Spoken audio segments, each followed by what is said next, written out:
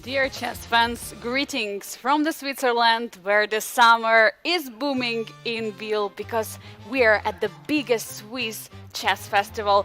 Biel's International Chess Festival for the 59th year in a row is hosted here. We're going to be your hosts for today. My name is Angelika Valkova and I'm being joined by Grandmaster Artur Snakeshans. Arturs, yesterday we've had Chess 960. Today we're going into the rapid portion of the GMT. What can we expect from today? Hey, Angelica, and of course, welcome everybody.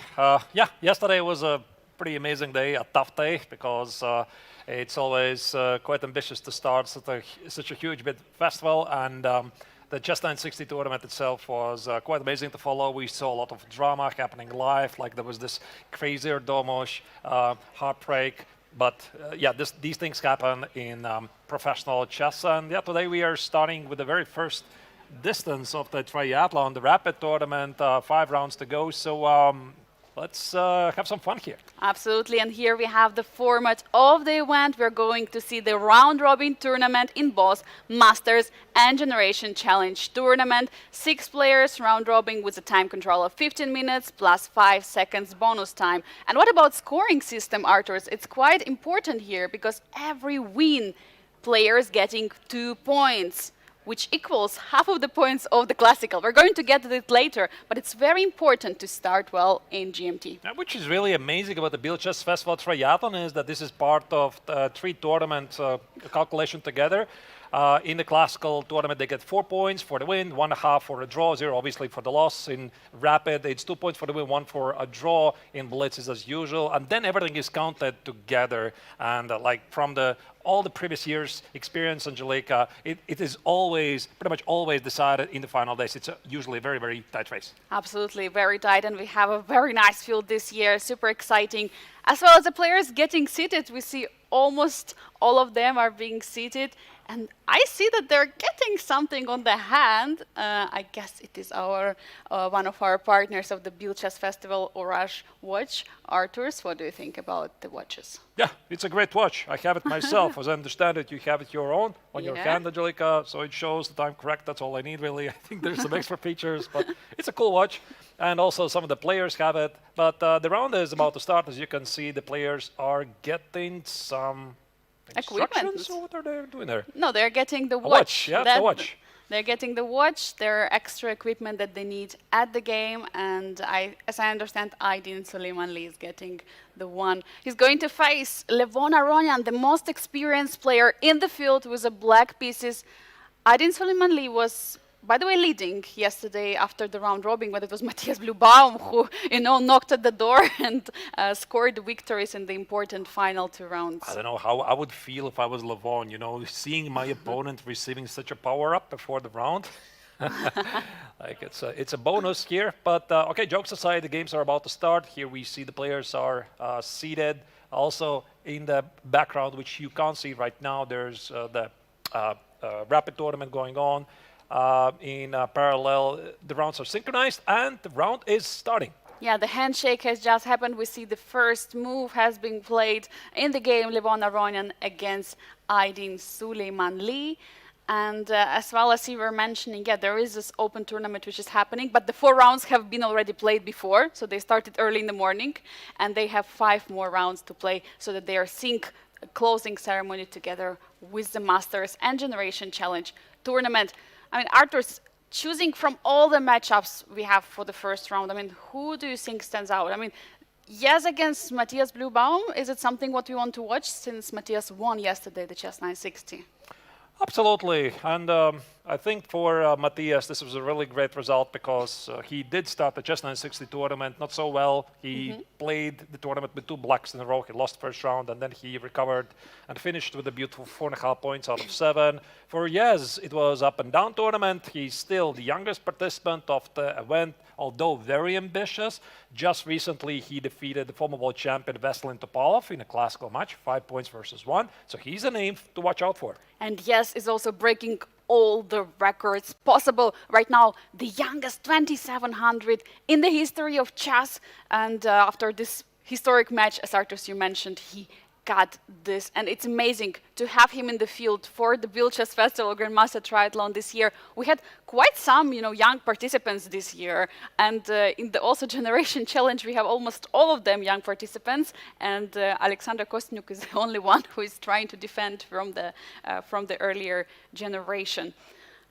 Definitely. Absolutely. So yeah, it's a great place to be in here. Also, the next year we're going to have a 60-year anniversary of the Biel Chess Festival. Probably something special is coming up here in Biel. By the way, the weather is really, really nice as usual. In case you haven't been here, come here next year and see it for yourself. Located in the middle of the city of the Biel Bien, the bilingual city next to the Ural Mountains. Typically, the weather is like plus 30 degrees, etc. There's a lot of tourists. A couple of days ago, we had football fans cheering outside, and yeah, it just feels like a great place to be. Absolutely amazing place and perfect place to be in the middle of the summer, and definitely, bilingual city. They both speak German and French. And let's probably dive into the position. What is happening? Which opening do we have on the board of Yes against Matthias? Well, this is something I know quite a bit because it's the King's Indian attack, and I played it against Matthias himself. We did this, I think, in 2021 FIDE Grand Swiss, and I see that here Yes has played a rather unusual move. Knight e5 quite early on. This is something I don't necessarily recognize. And Matthias also in our game, he played this early a5, a4. So you can see Black has rapidly advanced the pawn at the queen side. It's very, very deep stuff.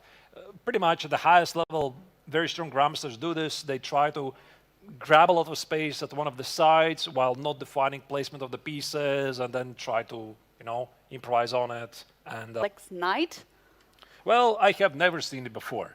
I think it's a very honest answer. So without going so much back in the opening theory here, all of this is pretty standard stuff. And I don't remember the move orders. I played it against Matthias, but it was pretty much exactly like this, a5, a4 very early on. And normally you're totally correct, Angelika. White does play rook e1, e5, knight f1, h4, knight h2, bishop f4, etc. Engine says it's not a big deal, but in the rapid game, it's very easy to play. But this knight e5 is something really new. And I have seen this maneuver in some Neo-Catalan lines, but well, Engine says it's playable, and definitely it's an element of surprise. Definitely, I just checked, there have been not a single game in the database of chess.com, and maybe there is more if we're digging deeper and, maybe some correspondence games. But according to the chess.com database of the Masters game, it has never been played before. Might be a novelty, played here at the Biel Chess Festival, and it's amazing to start, with such an improvise at the first round.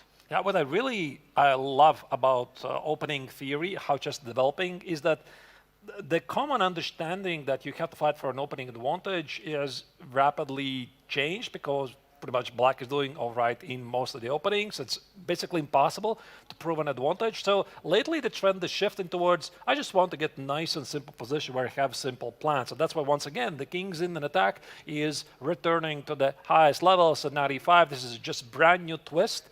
And I think that queen c7 probably surprised here White.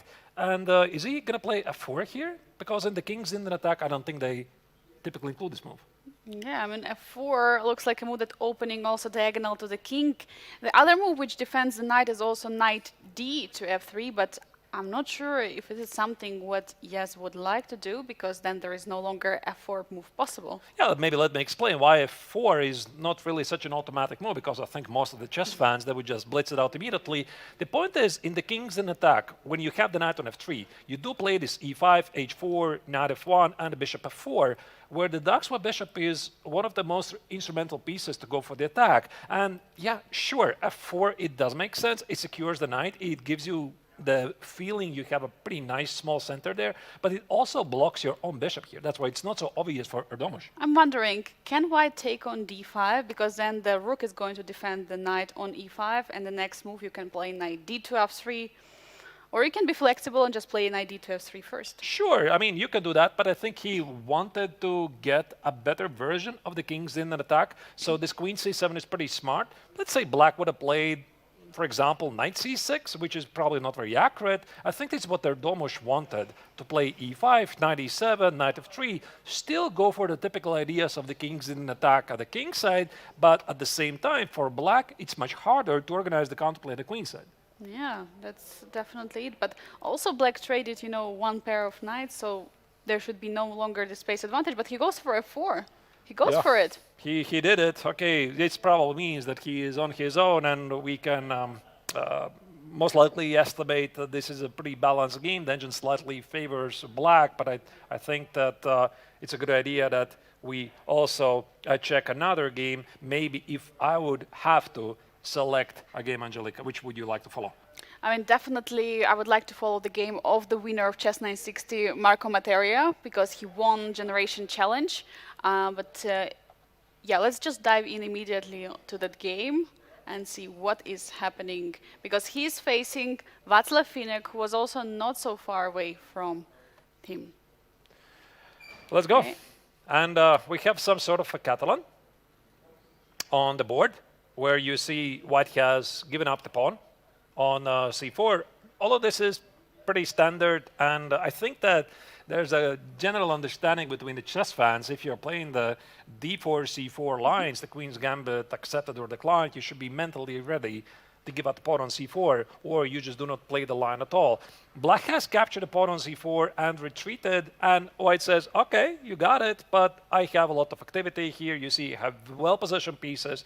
There's some pressure here at the pawn on c6, and black is facing a dilemma. Should he defend it or give it up and try to trade it for some favorable trades? What would be your choice if you're playing this position, Arturs? Would you give up the pawn? Well, I'm a greedy guy. I think I would try to keep the pawn as much as I can, but at the same time, I think you have to be really careful about it, because you don't want to be passive. For example, I'm talking about moves like bishop b7. You defend the pawn, but it's at the cost of your bishop, and then white could maybe in some lines, part of my silly arrows, go for some king's-head attack. So that's why it's not really so obvious, and I think it's a great practical choice here by the young Czech Grandmaster Václav Finek. What about queen c8? My idea is that I don't want to block the rook from a7 so that it can always join. Ideally would be queen c7, but queen c7 would block the rook. So yeah, just to defend the pawn like this with a queen. Yeah, queen c8 looks logical. Rook c7 looks logical. Maybe giving up the pawn is logical. Maybe knight e5 makes sense. Okay, rook c7 here was played by Marco. And I was obviously following both of them playing yesterday. I don't really know them so well. I know that they're really great young stars from France and Czech Republic respectively, but I really like some of their decision making, especially of Marco, how he treated the chess 960 positions, and you could see that they're artists essentially. Yeah, and Václav Finek, he is still on paper, he's international master, but he's GM elect. What does it mean? He fulfilled all the norms, he fulfilled the rating requirement, and basically he just needs the approval of getting GM, yeah? Yeah, he's pretty much a grandmaster, exactly. So yeah, and one of the youngest and strongest players, and he went for the rook c7, as you mentioned, just defending the pawn. Arturs, while we were discussing this game, something exciting happened in the Masters. It was game of Levon Aronian against, Levon Aronian against Aydin Suleiman-Lee. There have been some pawn pushes on the king side, some h4, g4. Of course, these are also the moves in the Sicilian, which we have, we have these moves like h4, g4 for quite some time. It is the game in the question is on the top left corner. Dear viewers, knight b3 have just been played, targeting the queen, but this h4, g4 moves, starting an attack on the king side. I mean, but the kings are not castled yet. What do you think about it, Arturs? I mean, is the attack going to happen there? Shall we go to the game? Yeah, I mean, it is pretty fascinating struggle in the open Sicilian, this sort of Keres attack. And this is, by the way, one of the reasons why the so-called Scheveningen setup. By the way, I think I pronounced it correctly. We have our producer here, Big. He's from the Netherlands. Scheveningen. Yeah, I think Scheveningen. No, it's not Scheveningen. It's Scheveningen. I practiced, Angelica. Trust me, I know it. Anyway, so they go to this Sicilian position here after e6, which is quite rare because nowadays the main line is a6 and e5. And I think the last time when the Scheveningen line was quite popular, this was like in the 90s or 80s and 90s when Garry Kasparov was playing against Anatoly Karpov, one of their legendary matches. And one of the big reasons why e6 is so dangerous is exactly because of g4, and why it very quickly develops this king set attack, which goes by the name of the Keres attack. Yeah, and we have already bishop e2 on the board, so idea is defend the pawn on g4, so there is no e5 in the position, targeting the knight, defending, attacking the pawn. Well, if you ask me, I'm already out of the book because I don't know when was the last time I really checked the Scheveningen variation. I think that typically what white wants to do, he wants to play something like g5, naturally recapture the pawn, presuming that the rook at h1 is defended, and somehow very quickly toss the king to the queen side, play a 4 f5, and claim checkmate in 15. It's somehow working like this, but here bishop e2 is kind of a slower move. But you're right, yeah, it does protect the pawn on g4. Just getting advantage, just getting the space advantage on the king side, and just recalling, how the players, played yesterday. It was Aydin Suleimanli who beat Levon Aronian in his favorite chess 960 format. This is very important game to strike back for Levon, to make a revenge in this position. Oh yeah, definitely Levon is looking for the revenge because he started the tournament with 2 points out of 2. Then this third round game, I think somebody pulled it up on social media where Aronian had to find knight c6. In case you dear viewers missed it, you can go back to the Chess 960s tournament games archive and check out his missed victory over Aydin. It was very difficult to find on seconds, but I mean, we had so many amazing games yesterday. And I mean, what I really love about Levon, he's always so chill. He's here to enjoy the atmosphere. His debut here in Biel and return to Switzerland after so many years playing competitive chess here in Switzerland. It's just amazing to see him here. Yeah, absolutely amazing, and crazy that it's only his first edition that he plays at the Biel Chess Festival, playing all the tournaments in the world. He also played a couple of times in Switzerland, and now he's back to Biel. I would suggest to pull up the bird's eye view to check how other games are unfolding and pick another game to follow. What strikes my attention is a game on the bottom right. It is Alexander Kosteniuk against Carissa Yup. I mean, the rook just slides into the b7 square. There was a pawn earlier on e6. Something crazy happens, and the pawns are what I'm worried about for white. There being too many pawn islands. What do you think, Arturs? Yeah, that looks really interesting.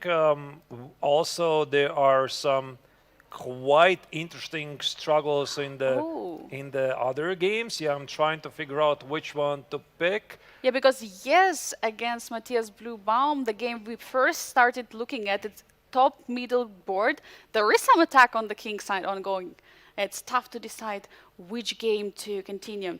If I'm going to look at the other games, definitely Vaishali Majwabi against Tong Shao is also a very interesting position there. There is an isolated pawn on the d4. As well as we have Václav Finek on the bottom left corner. That game we shortly followed. Queen c8 was the last move just now, defending the pawn, stepping away from the x-ray of the rook. And of course, it is the 3 times winner of the Biel Chess Festival, Lim Le, in the top right corner, facing Jose Martinez. There have been some attacks. I mean, similar pawn structure that we have in the position of Václav Finek and Marco Materia. Maybe they had also the same opening, the Catalan. And yeah, just now the knight b8 was played. Mysterious move. Yeah, it looks like exactly the same opening. We have then Cecilia Alapin and Vaishali versus Tong Shao. Then there's this weirdness in the game of Alexandra Kosteniuk against Carissa. A lot of action is going on. By the way, I see some update in the Aronian's game versus Suleimanli. It seems that black did push d5.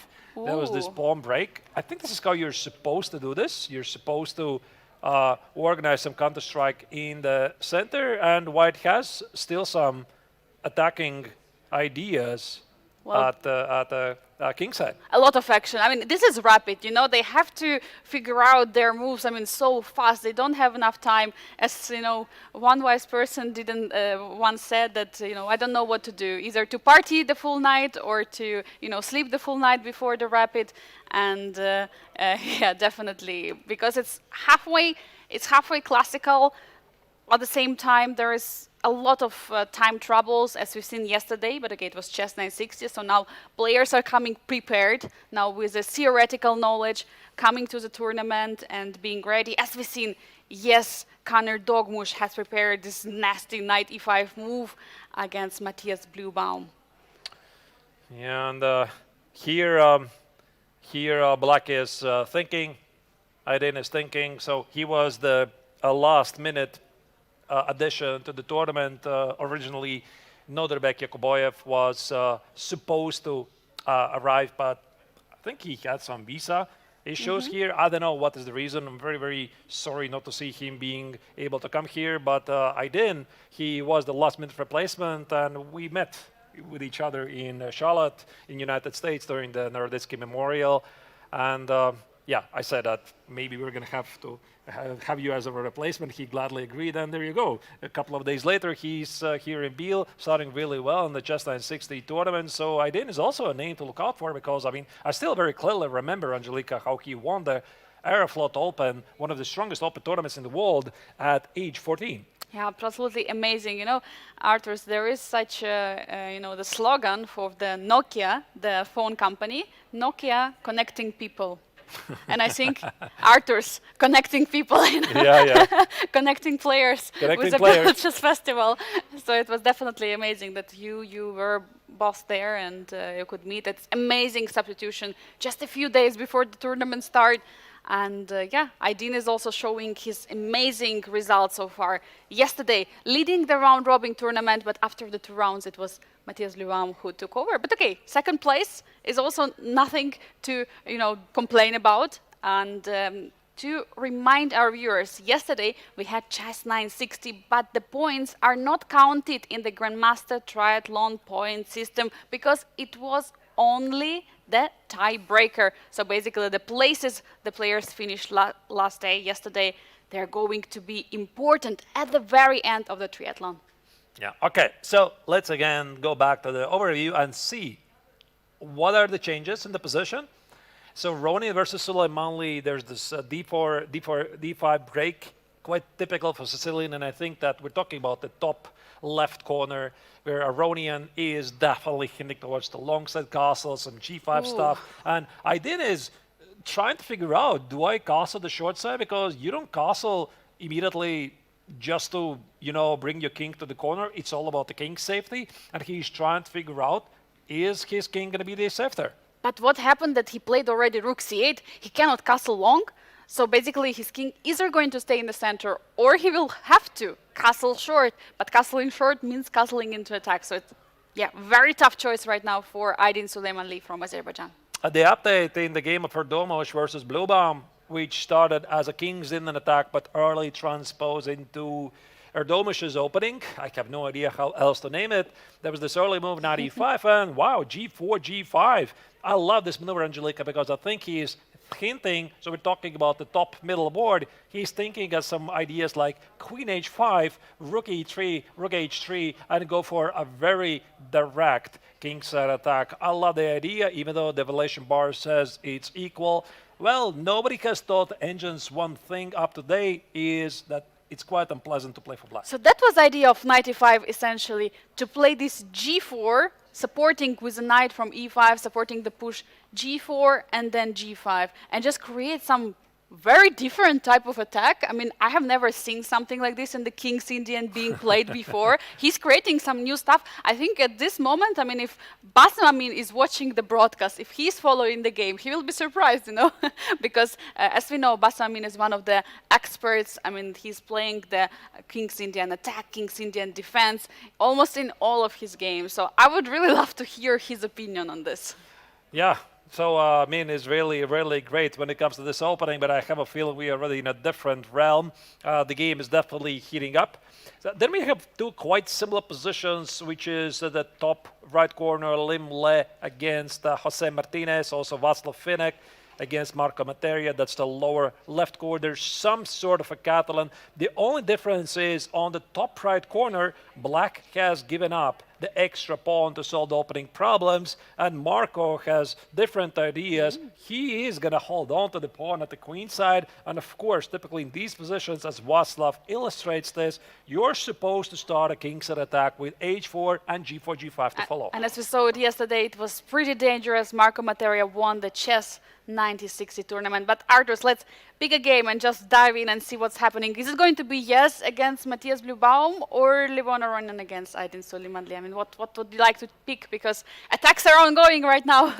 The boards are heating up. All right. So we originally started, I think, with Aronian against Suleimanli, so we're going to start with this game. Obviously, super important game, but you could tell that about every single game here. Bishop d4 is the last move here. White is attacking the knight on e5. Comes with the cheapo also. You could castle short. Bishop takes on e5. Queen takes on e5. Bishop h7. I think this is the last thing that Levon really expects, but he is getting ready for the long castle here. He is, so we're going to see the opposite castling. We're going to see attacks on the both sides of the board. For Black, it should be b5, b4 is something that he's aiming for. Their queen is already on c7. Oh, and he's going for b5 immediately. So he's saying, if you're going to castle alongside, b4 is coming. I'm going to open up the queen side fully. So now big question to Levon, how to stop the b4 push, or will he be forced to keep his king in the center? I mean, it's, such a big question. I think the first person to castle is going to determine the game for the second one. I mean, Levon is like, why don't you castle the short side? I'm allowing you to do this. And Aydin is like, I'm fine, right here. I'm going to stay with the king in the center because he does feel that the king on e8 is better protected. Even though if he would castle the short side, it would connect his both rooks, but g4, g5, opening up the h-file is a very big threat. And I kind of like his last move, Angelika, even though, the evaluation bar immediately screams there's something wrong with it. He's also saying that if you're going to castle to the long side, there's going to be some consequences with b4, and that's why Aronian is thinking. But look at this, 8 minutes for Levon Aronian against 1 minute for Aydin Suleimanli. I mean, 7 extra minutes of time. And do you think it's going to play a huge role in the result of the game? Because Levon has it all. He has time, he has experience, and the choice where to castle, long or short. I don't know what happened there. Either Aydin was so unhappy about his position, or he forgot his morning coffee or something. But yeah, it's very rare to see this happening so early on. Only 1 minute in a very, very sharp position. So Aronian is definitely going to use his time to figure out things. I think visually, Angelika, it looks pretty obvious that he has to go for the long side, play a4, g5, because g5 is never really a threat if the rook at h1 is not guarded with the other rook. And yeah, we are going to see. I think it's a good idea that we also can select another game. Absolutely. Let's pull up the bird's eye view to see what else is happening in the round, to switch on to the other games. Which one, strikes your attention? And first of all, the Yes against Matthias Blubaum in the top middle board. I mean, the attack is ongoing. Do we want to dive in there? Yeah, I want to. I really want to. Absolutely. And the last moves were g5, 98, and knight g4. So here, White is clearly saying, I'm up to no good at the king side. He wants to do something there, which is very characteristic for the kings in an attack opening. Matthias, a couple of moves ago, played 98 and play f6. The idea is maybe not being aggressive, but he wants to slow down White's attack. Because if we go back a couple of moves ago, here, right here, Ardomush's idea was very clear. He wants to play queen h5, he wants to play rook e3, rook h3, and how do you defend against the checkmate? Yeah, like it's a very common idea in the Sicilian defense, and that's why Matthias simply he had to respond with f6, get rid of this knight on e5, and try to open up the position. But knight g4 takes on g5, and Erdomush, by the way, is not automatically recapturing. Yeah, he's still thinking. And by the way, I mean, like, what is coming to his attention here? I mean, does he want to attack first the bishop on e7, or What does he want to do? The only idea I can think of, instead of the automatic capture, is knight e3 and target the pawn on d5. Maybe. What? He cannot be easily defended. What about jumping with the knight back to e5? Just coming back and continue the plan which he wanted. Wow. Just sacrificing another pawn. Wow. That's an idea. Okay, computer as he takes. doesn't like it, but Oh, I love it. Yeah, queen g4, especially if they're not my pawns. So queen g4, queen e6, bishop f4. I like it because, I mean, he simply didn't have any choice. Here you see after f6, he has to retreat to the knight. And after knight g4, f takes on g5, I'm pretty sure, Angelica, he did look at knight e5, but he decided, okay, I'm just going to take the pawn here, f takes on g5, because I can always play knight e5 and queen g4 later. oh, an attack is going to be ongoing. And by the way, there is no longer going to be the pawn on the g3, but he cannot take on g5. Bishop is defending. So Yeah. the pawn is all defended. Everything is defended. And he's ready to push for g6 at some moment even. Also notice, this is the thing that the engine cannot tell us. Black has some difficulties to continue development, because if he plays knight c6, bishop takes to d5, he's done with a check. If you play knight e7, the bishop on e7 is under attack. If you play knight a6, well, the knight feels weird here. That's why here, Matthias does have some practical problems, and he responded with d4. Offering the bishop trade, I mean, looks logical. He wants to weaken the king of white. But computer doesn't like it. Let's try to figure out why. What is exact problem here? Is there concrete decision in the position?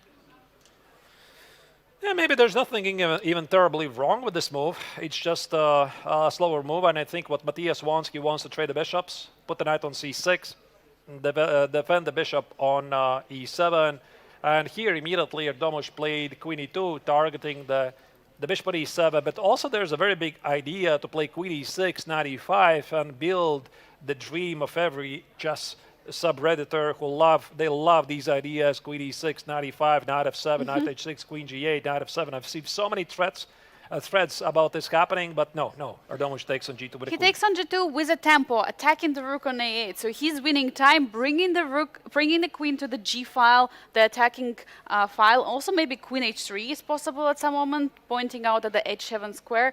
Is there anything else that he has as ideas? Knight h6, knight f6, sacrifice a knight? Something. Yeah, something could be happening there, but probably the more senior threat is this rook under attack. So instead of the automatic knight c6, also rook a7 seems to be reasonable. Walk away from the attack and just in case defend the bishop on e7. I'm not really sure why the engine says white is so much better here, but yeah, maybe there's something going on the king side. While there is a lot going on in the king side, there is something happening in the other game. I would like to pull up the bird's eye view. It's game Václav Finek against Marco Materi in the bottom left corner. There is a feeling the queen on h5 is almost being trapped. There are almost not a single move for the queen to move. I mean, do you think there is a way to trap it? That's a question. I suppose we are going to find our answer immediately. Queen e4, beautiful centralizing move, hitting the rook on b7. How do you trap the queen again? Because if you play rook d5, there's always going to be queen g6, but maybe black has some problems with the coordination. Maybe white has knight f5, targeting the bishop on e7 and pawn on g7, double attack. Yeah, this could be it. Ooh. Somehow combining the ideas, either knight f5 with the double attack, the bishop on e7, the pawn on g7, or maybe at the right time play g4, h5, what is doing really well. And there you go, Václav immediately blitzed out knight f5. Black is in a big trouble here. The winner of the Chess 960 tournament from yesterday, Marco Materia, had amazing performance in Generation Challenge, but today, in the first round, looks like he's collapsing. I don't see a move, to be honest, because how do you defend the bishop here? It's a very simple attack, maybe bishop d8 or rook e8, but rook e8 jumps under some very unpleasant pins. On top of that, you need to watch out for some g4, h5 ideas. The queen on h5 is so unfortunately placed, and, well, black's extra pawn at the queen side doesn't even feel. It doesn't really matter. The bishop is so dangerous from b2. He's just x-raying the full diagonal in this position. And knight f6, he's giving up a knight because knight on f5 is under attack by the queen. Nice trick. Nice trick, I like it, but the question is, doesn't it still G4? lose by force. Yeah, G4, Queen G6, H5, Queen E6. I would love to take on C6, but you always, you could even take on C6. So there's no fork on E7. Knight G7 is a move. Bishop takes on G7, looks for, by the way, Bishop G7 looks amazing here. Oh, Bishop G7, just taking the pawn, attacking the rook. How are you going to deal with it? Knight H6, Bishop H6 are coming. Ooh, Yeah. so tough. Yeah, So Bishop tough to G7 looks handle. like a killer here. And maybe Black's only idea is to, I was thinking some Knight E4, but no, you can just always take on F8. I don't know what you do after Bishop G7 here. Yeah, that's a tough position now for Marco Materia. Looks like he has to try to solve this issue, which, as we see, unsolvable. He cannot. Yeah, make it through. it's unsolvable. Let's maybe stay here for the time being and see how the game is going to unfold. He does take on G7 with the bishop. Also, obviously, the action is rapidly evolving in all the other games. I can see from the overview, every other game is more or less balanced. This one is the most critical one. Here you go. This is the overview of all the 6 games, but let's go back to the action. Rook C8 here was immediately played by Marco, and White is trying to find a way to wrap up the game and get the point. The pawn on H6 is hanging. Knight can take on H6, but then Bishop is going to hang. Bishop H6 is also possible at the same time. I mean, it's tough to choose even out of all the moves that White has in this position, because looking like Rook on A7 has to defend the Knight on E8, E7. Knight on C6 defend the Knight on E7. Rook on C8 defends the Knight on C6. So all pieces have to defend each other. It's such a position where black pieces are super untangled, and it's not so easy untangle then anymore. And I think here Václav is definitely looking for the way to immediately wrap up the game, but maybe there's no need to rush with things because his position is so amazing. All the pieces are well positioned. He could just make slow improving moves, but the clock is only 20 seconds. He desperately wants to wrap up the game, but he doesn't see how. Rook D5. He's just improving his piece and defends the Knight on F5. There's some ideas to trap the queen Also with some Rook G5 stuff or H5 and go for the attack. I love it. Just take on E7 and Rook G5. Yeah, it depends really. I mean, Knight E7, there's still Rook E7 because your queen is under attack. But yeah, ultimately the idea is to play some sort of a Rook G5 and pray it works. Too many threats for position for black. Marco is in a big trouble right now.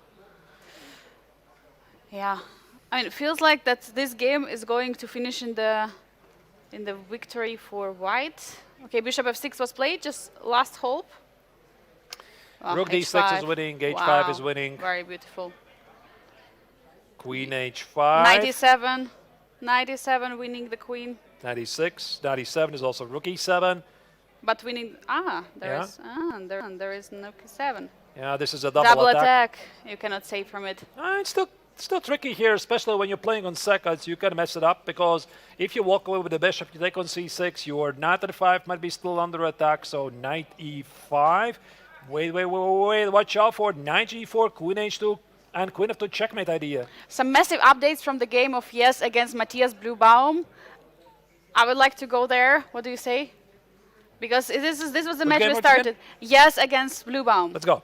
Let's go there. Let's go there. Something, I mean, has rapidly changed. There has been attack. Yes was attacking, but just now the queens were traded.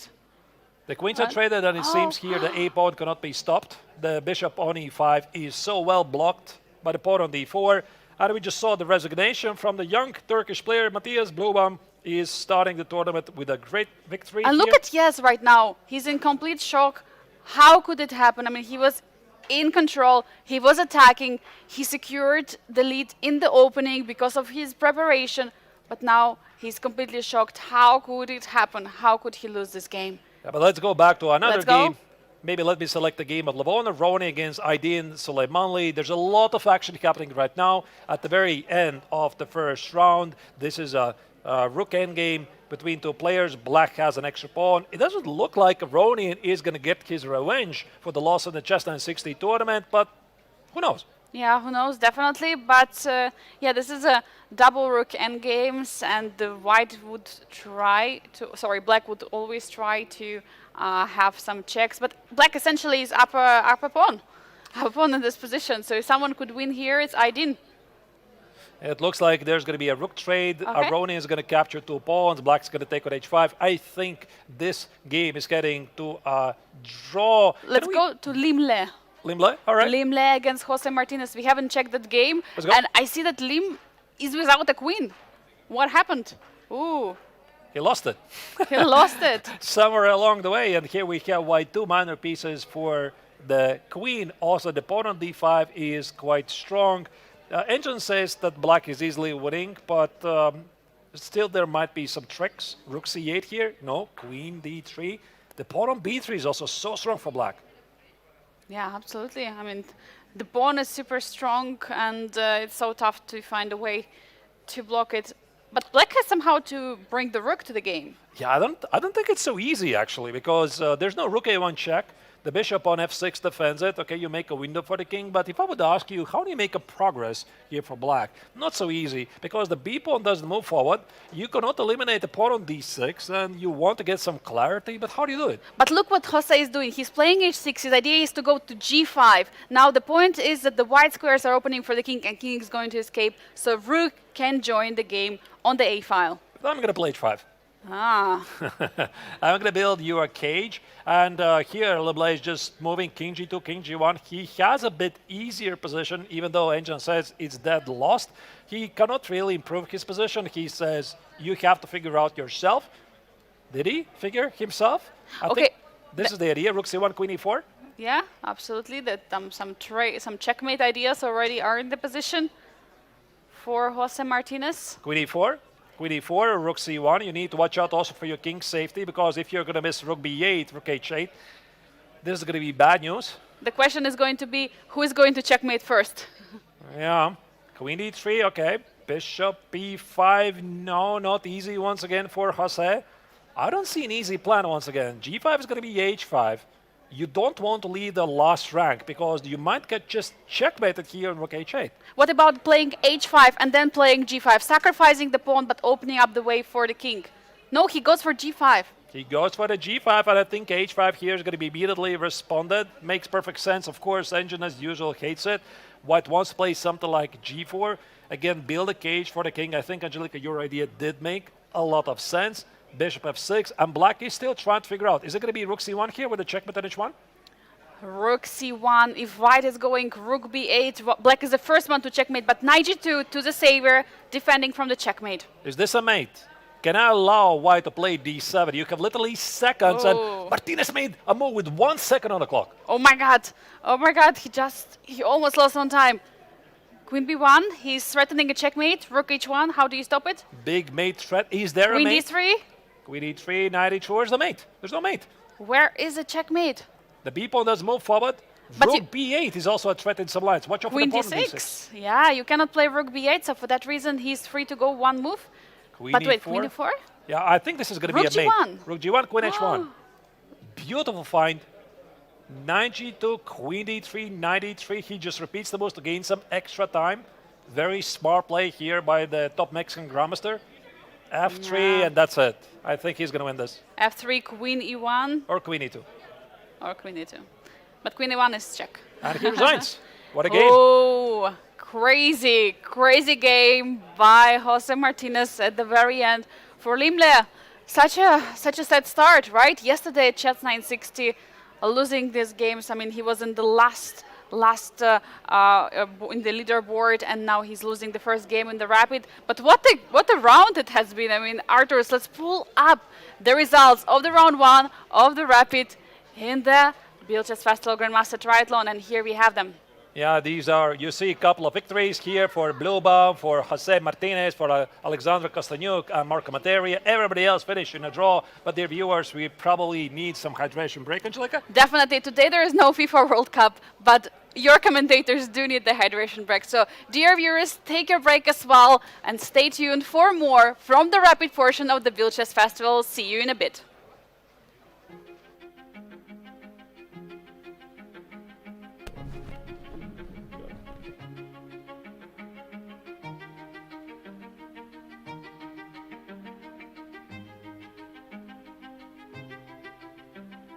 My son was playing chess. I'm not a chess player only. played a little in at school.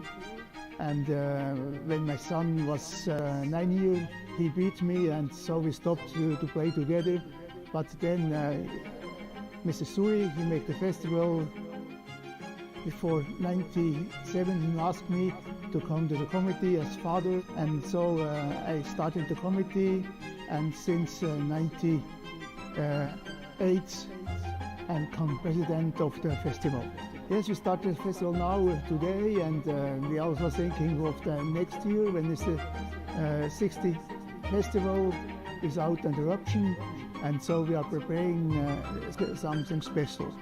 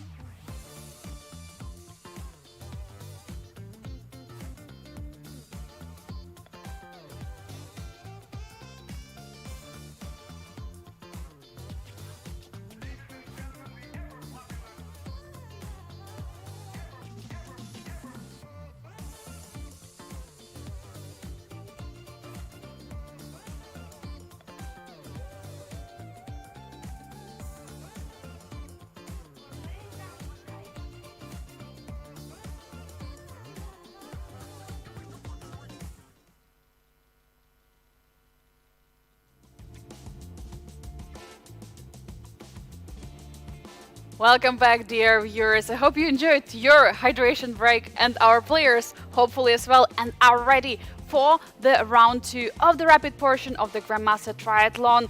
Arturs, what was the highlight for the first round for you?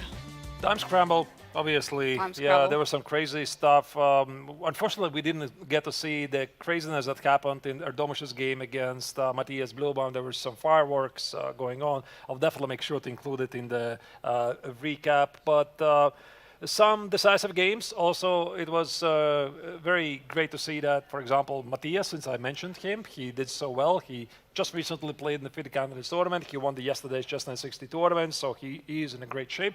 I think this result also pretty much confirms it, even though it's just the start of the tournament. But the Just 960 winner in the Generations Challenge tournament, Marco Materi, he lost. And checking, the round 2 pairings as we have them right now. In the Masters tournament, we'll have another nice clashes. Yes, Erdogmush against Levon Aronian, the generation clash, one of the highlights of the round. Matthias Blubaum versus Limlea, the 3-time GMT Biel Chess Festival winner. Jose Martinez was white against Aydin Suleiman Lee. In challengers, we have Alexandra Kostnuk versus Václav Venek, Karisa Yu versus Vaishali Ramesh Babu, the female clash, and Xiao Tong against Marco Materi. I mean, Arturs, which game are going to start following? There's many great choices. And since we have Matthias Blubaum versus Limlea on the screen, let's start with this one. Absolutely. And try to delve into it. Here you can see this was the Carlsbad, by the way, one of my beloved pawn structures, and very quickly it transposed into what is this, Angelica?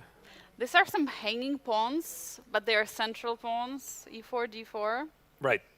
So this was the Carlsbad, one of the most popular openings early on, and without any big analysis to go forward into, White typically goes for some simpler plans, but this is a very modern touch, and Matthias very quickly make a break in the center. But what really amazes me, Angelica, is the speed, how players play it out, and it probably means one thing: they're really, really familiar with this position. Yeah, yesterday we've seen the players taking time, even at the first move. Of course, it was just 960. They had no idea about the position, how to develop the pieces, what to do.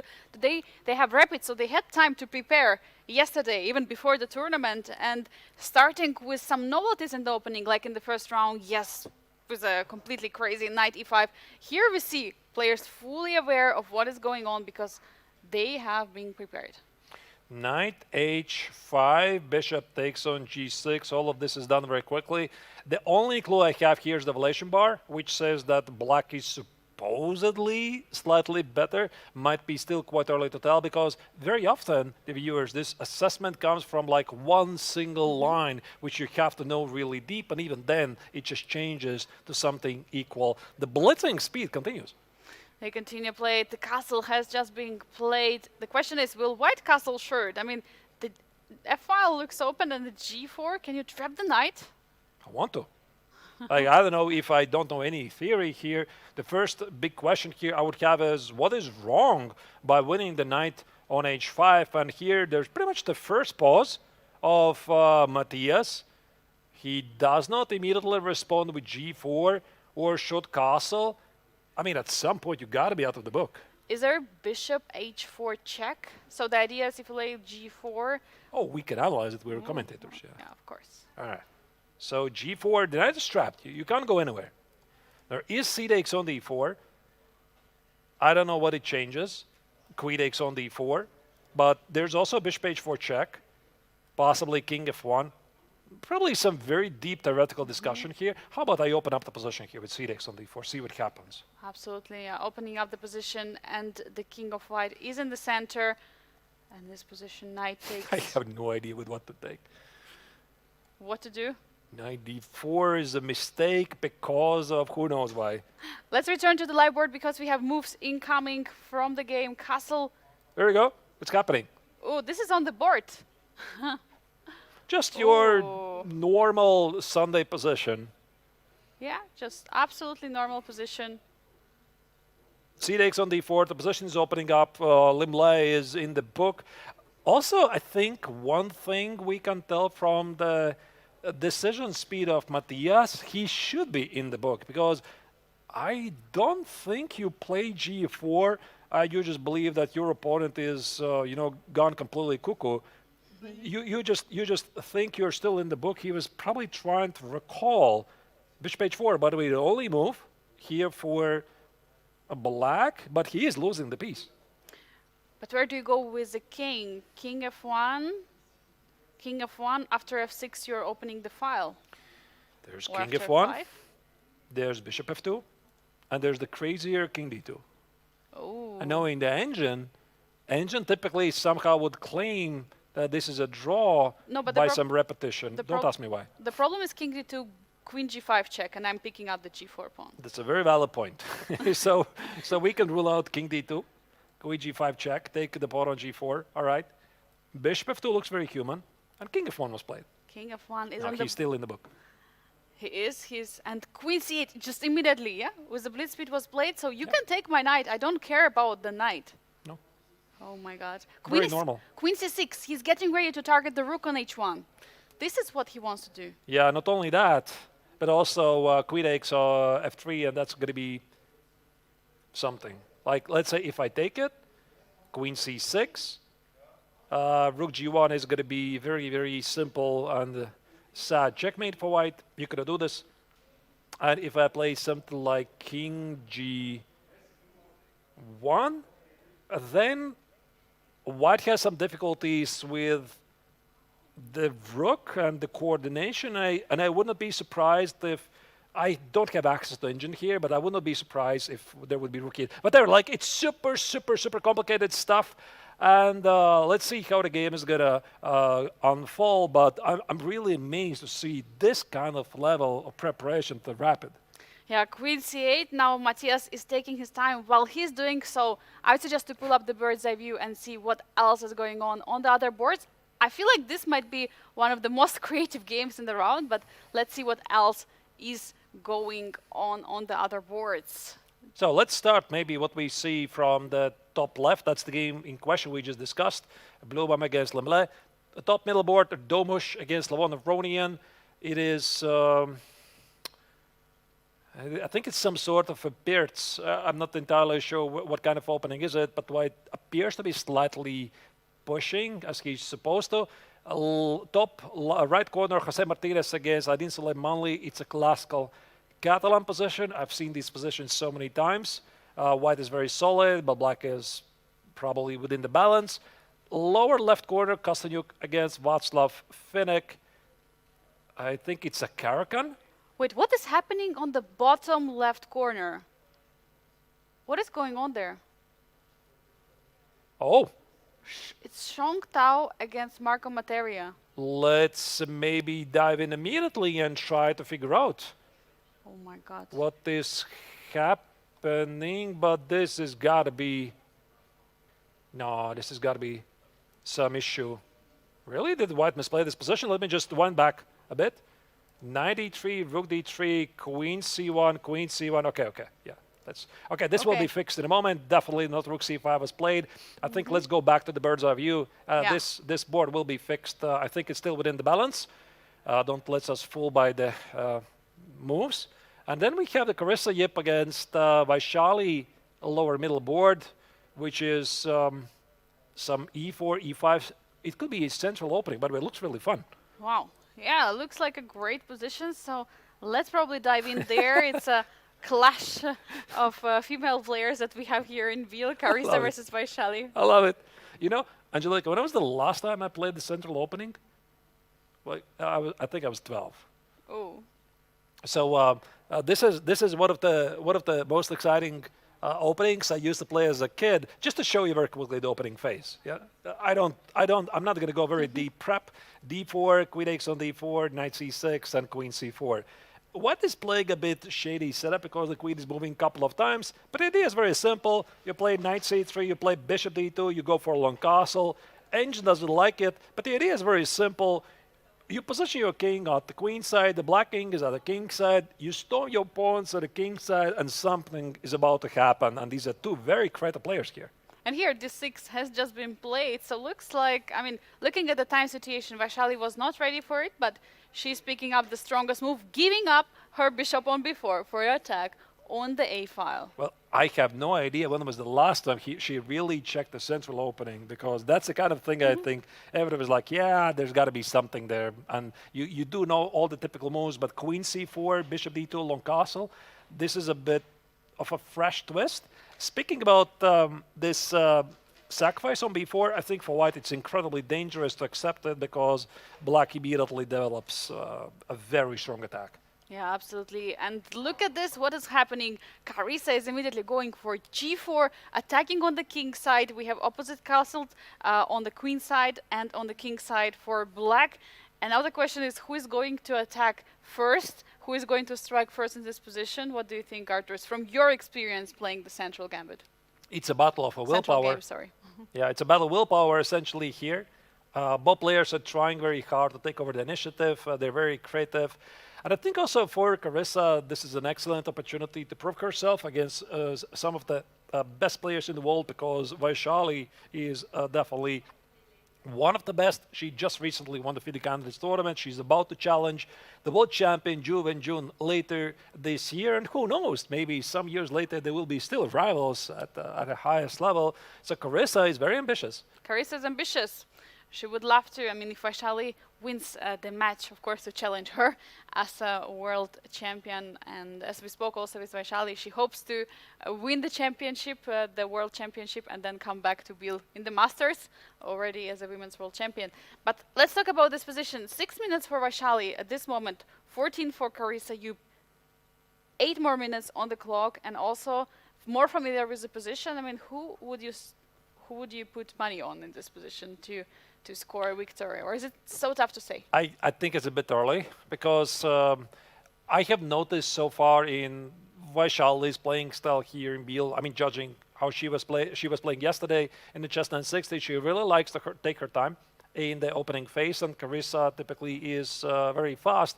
But I think that black is not concerned here at all, because for white, the idea is very clear. White wants to play g5, h4, h5, g6, open files, open diagonals, sacrifice a pawn, go for the checkmate, etc.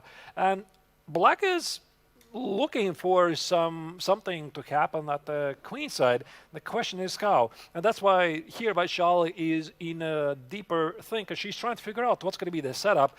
Is it bishop e6, bishop c3, b5, b4? Is it bishop e6, bishop c3, and knight b4? Or is it, how do I open up the queen side? Yeah, that's a big question, how to open it. But while we're discussing this, guys, there is something unfolding in the Generation Challenge. Let's pull up the bird's eye view to see what is happening there, because it's the game of Alexandra Kostyniuk against Václav Finik in the bottom left corner. The attack is ongoing, so we see many players are attacking on the king side, and Alexandra just pushed her pawn all the way to g5. Looks like it was a Caracan out of the opening. What do you think about this position, or is there something more exciting happening on the board? Actually, it was not even Caracan, because I just saw the notation. This was Sicilian Lapan. Oh. I never would have thought, because sometimes in the Caracan you do get these positions, but okay, fine, maybe it doesn't really matter.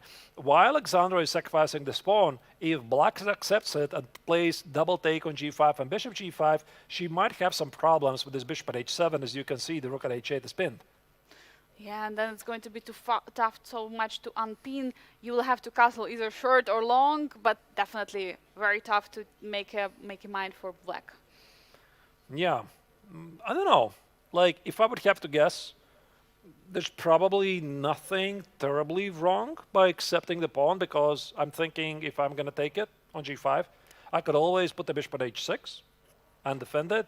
Maybe I can take the pawn on g5, play queen e7 long castle, protect the rook at h8, and then my bishop is free to do whatever it wants. But on top of that, you know, I could always play bishop f5, since the f5 square now is available, and just be solid. And also not forget about the space advantage which white has in the center, and it looks like, because there has been only one pair of pawns which has been traded, all other pieces are not been traded. For that reason, Václav has some issues with the space in the position. He would like to trade some pieces, but you know how to do so, and you know this pawn push is asking even more questions. 9 minutes for both players, so in time-wise looks like balanced. Yeah, very interesting. battle. Maybe there's also some knight a5 idea, try to trade off this bishop. Maybe in some lines there's some knight b4, try to capitalize on this weakness here. Bishop f5 is in the cards, h6 on g5 is a possibility. Here Václav has a lot of choices. I think we simply have to select another game. So maybe without going to the overview, I'm simply going to select one game. Which would you choose? Let's go back to the game we started with, the game of Matthias Blübaum against Limle, because I would like to see what happened. Is the queen on f3? And it is It's there. on f3. All right. Okay. So this was this crazy opening we were discussing before. The players are in the prep. Well, at least Limle appears to be in the prep because Matthias Blübaum is down to the last 3 minutes. And the last moves we did not see were king f1, queen c8, g takes on h5, queen c6, threatening the rook at h1, queen f3 is a threat, king g1 is only a move, rook e8 is an excellent move, queen a4, and queen f3, giving up the knight on d7, and judging by the decision speed of Matthias, he's clearly surprised. Yeah, because the problem I think could be is after queen takes d7, you can enter with a rook, rook a8, rook d8, and the idea is you would like to sacrifice the rook for the bishop. There's going to be a checkmate on f2. Oh my goodness, this is so nice. Also, there could be, for black, a room for some draw. Let's say queen takes on d7, rook d8, you walk away. Of course, I can sacrifice it if it works, but there might be queen g4, queen f3, queen g4, queen f3. And by the way, I'm quite surprised that Engine says that this is slightly better for white. So let me very quickly have a peek. What does Engine say in this position? What? What? Wow. Well, Angelica, if I would have to ask you to guess the best move for white in this position, what would you say? Well, of course, the queen d7, one of the candidate moves, but I assume it is not it because rook d8 I really don't like. Yeah. Anything else? I can just give you a spoiler. It's not realistic to find. h3. That's very human. No, it's bishop c5. Bishop c5? Yeah. I mean, What? yes, Oh exactly. my god. You just give up the piece which was defending from the checkmate on f2. I mean, there is an idea because after bishop c5, you're taking away the g4 square. You're attacking the bishop on h4. Oh, true. But to see this, it's incredibly difficult because, like, your mind is thinking, do I take the knight on d7, and then what happens after rook d8? What else I can do? But not taking the knight and instead willingly hanging your bishop, good luck. No, this is something new. Why cannot you just take the pawn on a7 then? I mean, if you have to move the bishop, I would just grab a pawn on a7. You know, at least taking the pawn was a move. Well, what do you want me to tell you? Like, The engine is engine. yeah, but it appears to be that Limle he's really deep in this position, and Matthias is down to the last 40 seconds. Oh my he has to God. make a decision here. We have to wait for it. Queen d1 has been played. Now, big question is, what do black do? There is probably rook e5. Rook e5, rook g5. You cannot take the rook because there will be checkmate. Rook e5 is the move, knight takes on e5 is the move, queen g4 probably runs into knight g3, but I think that queen d1, Angelica, was like a panic move. And wow, the three-time Biel Chess Festival triathlon winner Limle definitely surprised his opponent by his amazing opening prep. Who knows when did he really worked on this, but yeah, this is happening quite rarely. And he shows his such a great mentality because in the first round, he lost his game. Now he completely forgets about it. He's playing his game. He prepared this beautiful opening. He's going for an attack, and he's ready to come back in the tournament. Well, I can definitely tell you what's happening right now in Matthias's mind. So there's two things. The first reaction is, great, my opponent is after the prep. He doesn't know this. The second thought is, why doesn't he know this? This means it's not a good move.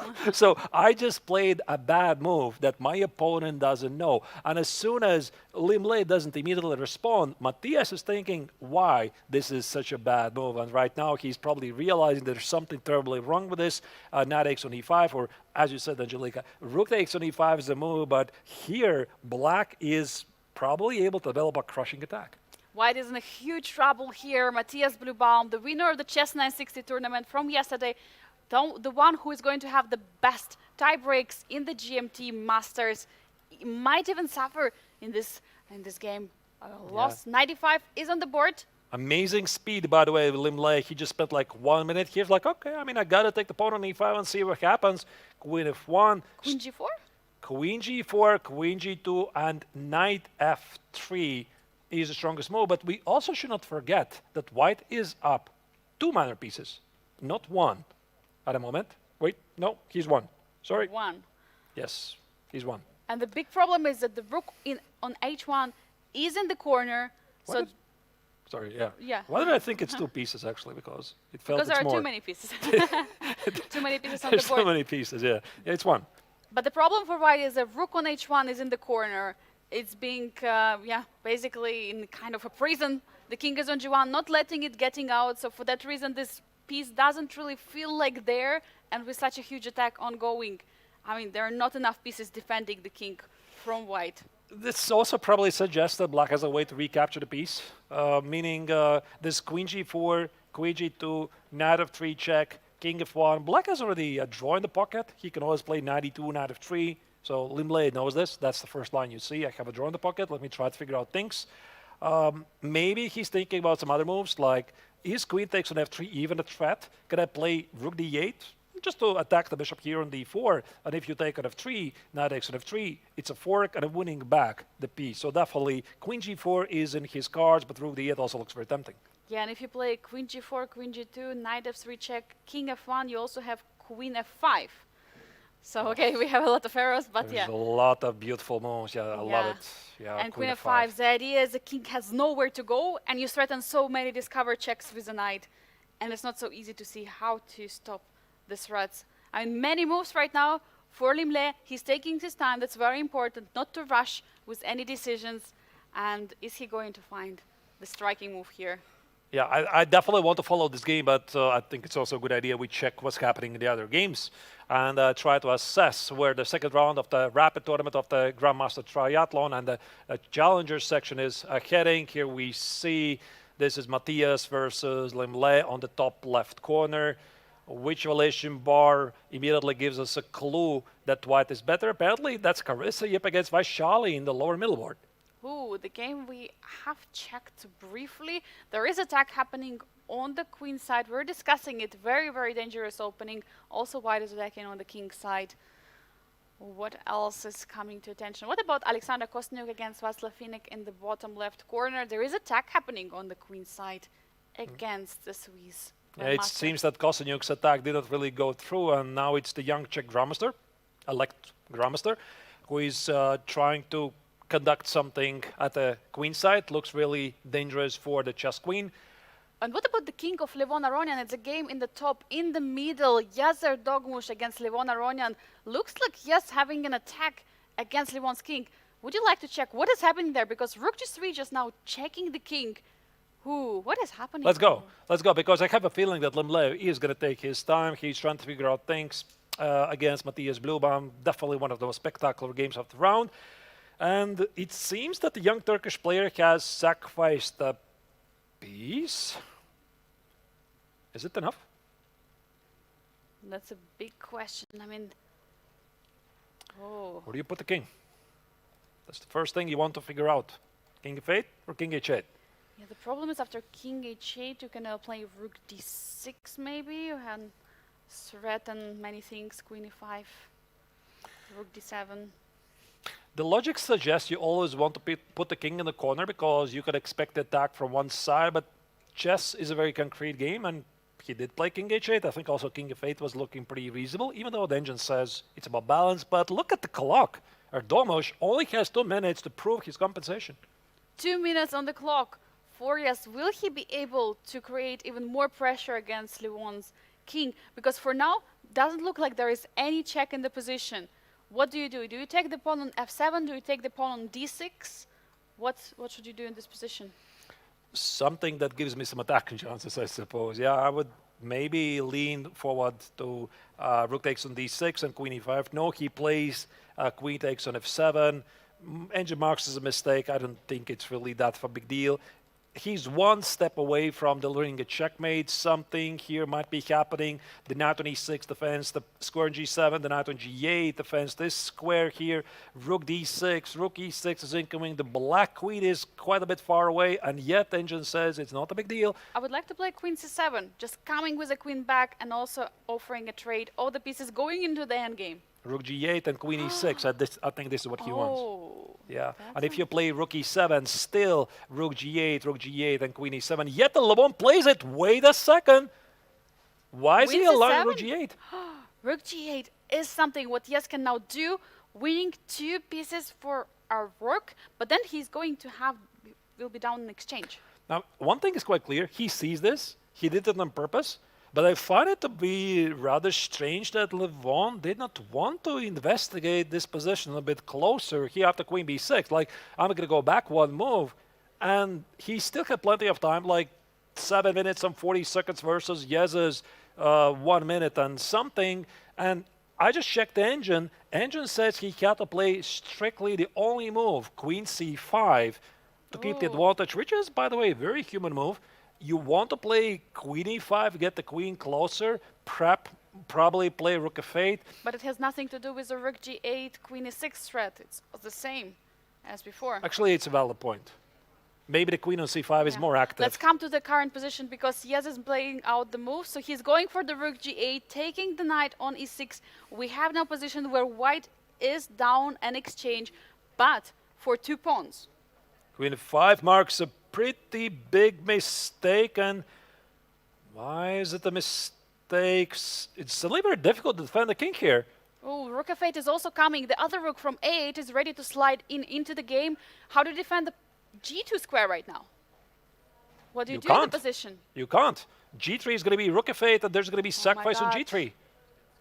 The queen on the 5-4 white, it seems like it's a great square to stand, and yet it's standing in the harm's way, allowing black to win this critical tempo. And their Domish is down to the last 30 seconds. He needs to make a move, but according to Evaluation Bar, he already made a mistake. The time is ticking right now. He has to make the decision what to do, how to defend the pawn on g2. Will he return with the queen? Will he push the pawn? He plays g3.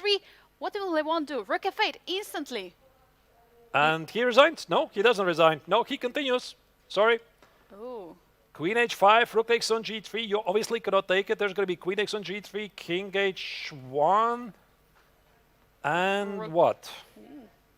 Maybe you have some rook f2? No, probably shouldn't be Rook there. g8. Takes, here.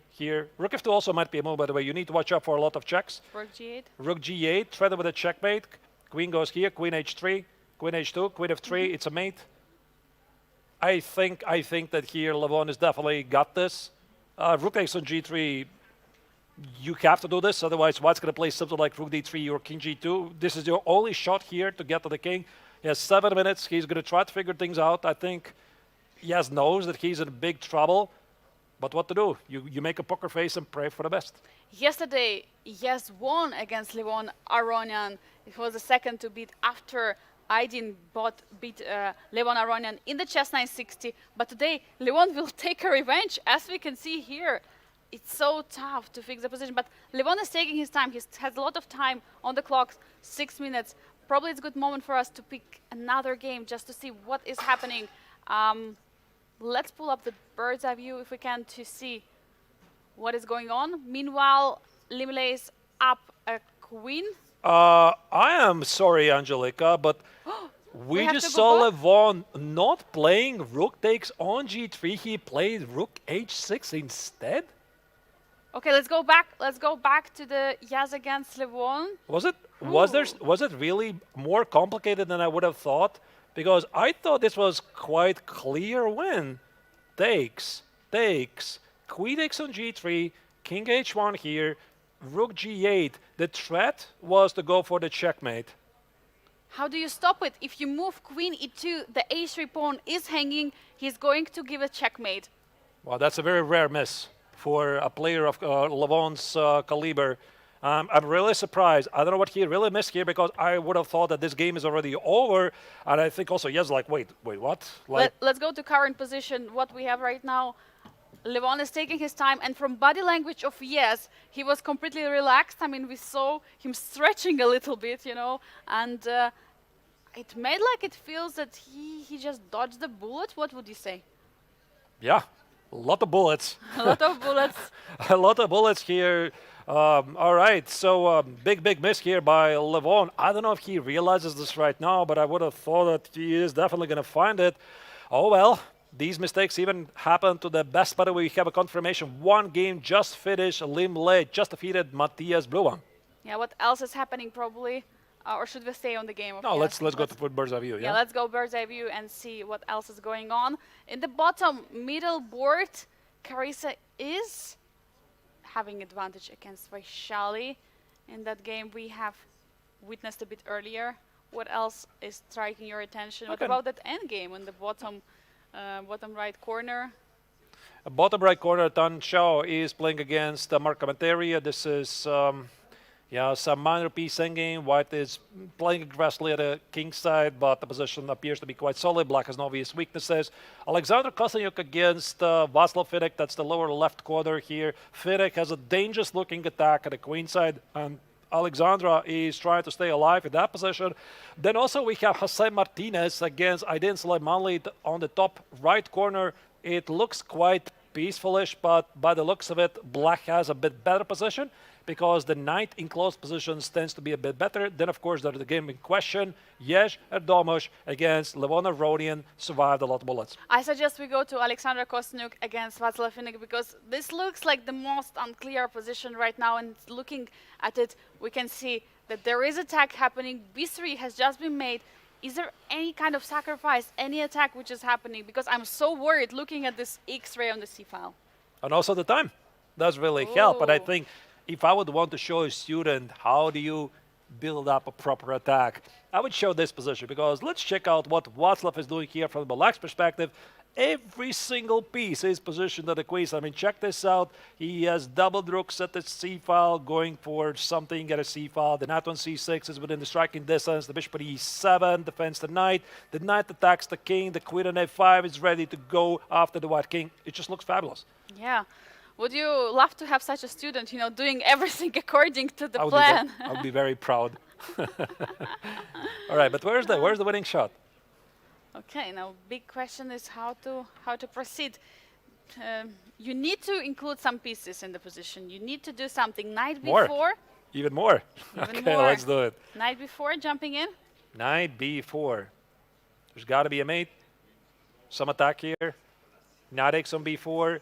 Bishop takes on b4. Yeah, looks really dangerous. Knight b4 is definitely a move. But Václav is down to the last 2 minutes.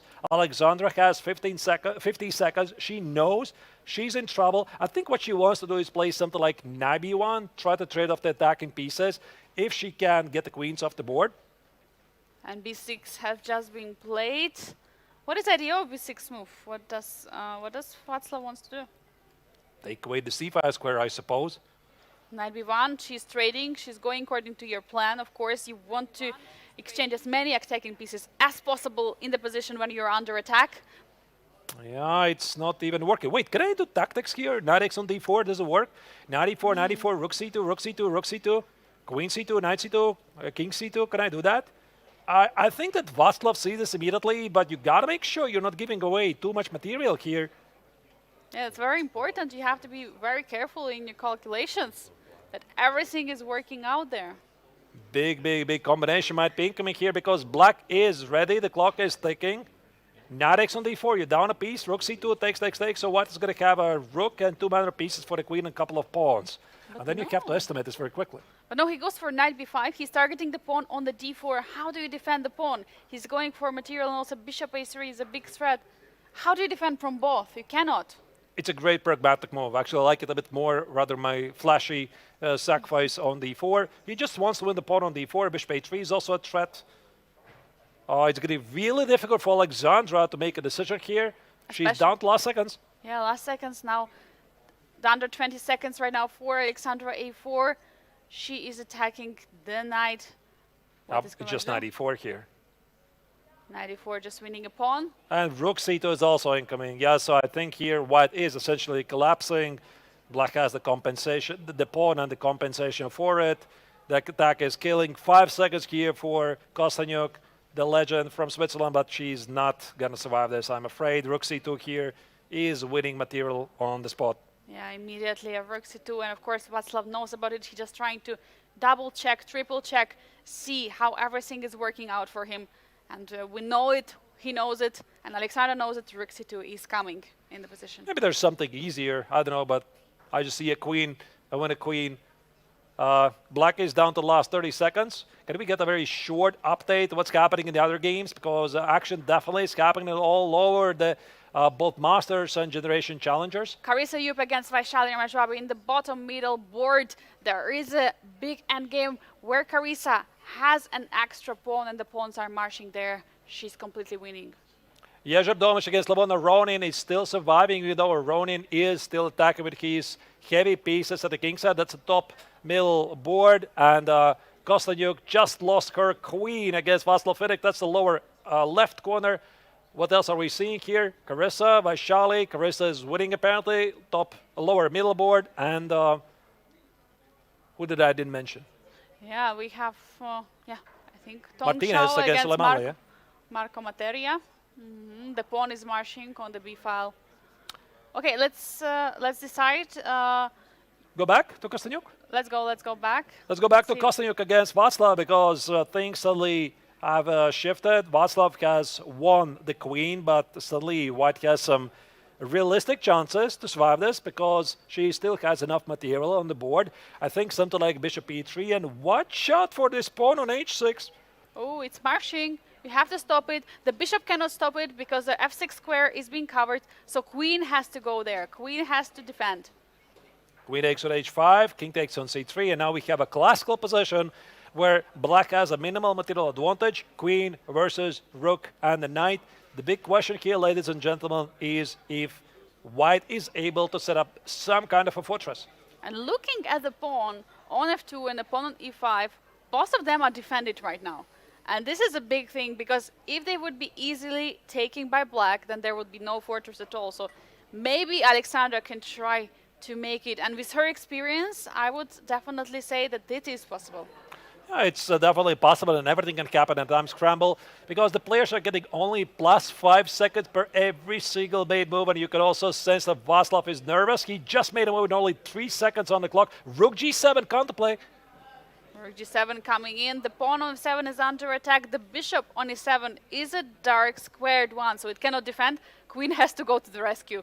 Now king e2, just shuffling with the pieces. The good thing here for black, though, is that he can make a lot of easy moves because he doesn't really have to prove immediately how he's going to win this. And I think that most of the players here, they love to shuffle the pieces here. They accumulate a bit more time, let's say 30, 40 seconds, and then give yourself like 20 seconds to figure out the plan. Let's see if this is what Václav is going to do. Yeah, definitely it's possible, but I think he's shuffling the pieces around. I mean, the action is happening on the other boards. I would suggest you go either to Carissa against Vaishali or to Yes against Livon because something crazy is happening there. Let's go. Let's go to Carissa Yip versus Vaishali.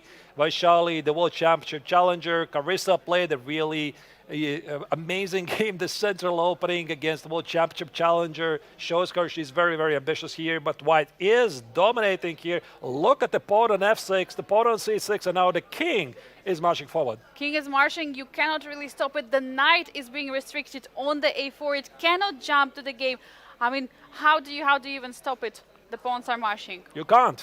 Oh. Or even b6. There's the B6 resignation. Big, big, big result. Let's go to Yes against Livona Ronian. The match is still happening. Yes is still fighting in the position where he's down in exchange. Will he be able to secure a draw here?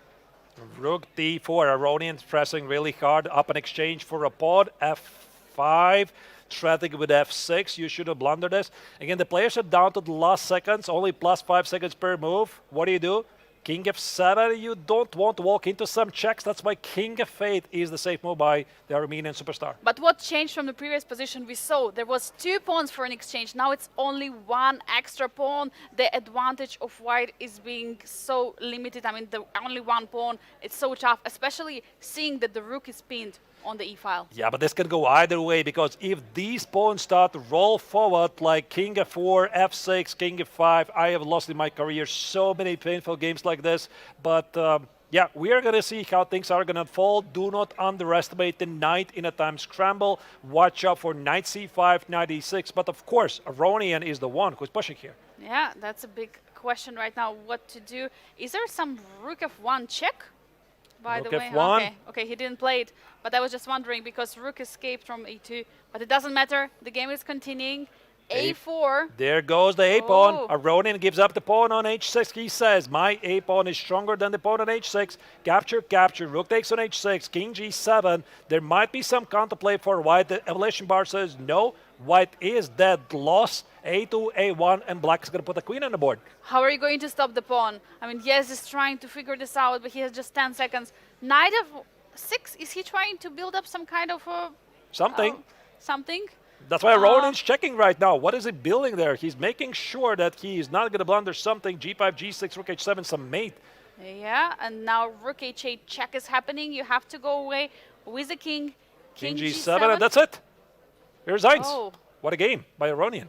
Incredible game, rematch for the yesterday's game where he lost against, yes, in the chess 960. And now let's go back to the only ongoing game, Alexander Kosteniuk against Václav Finek.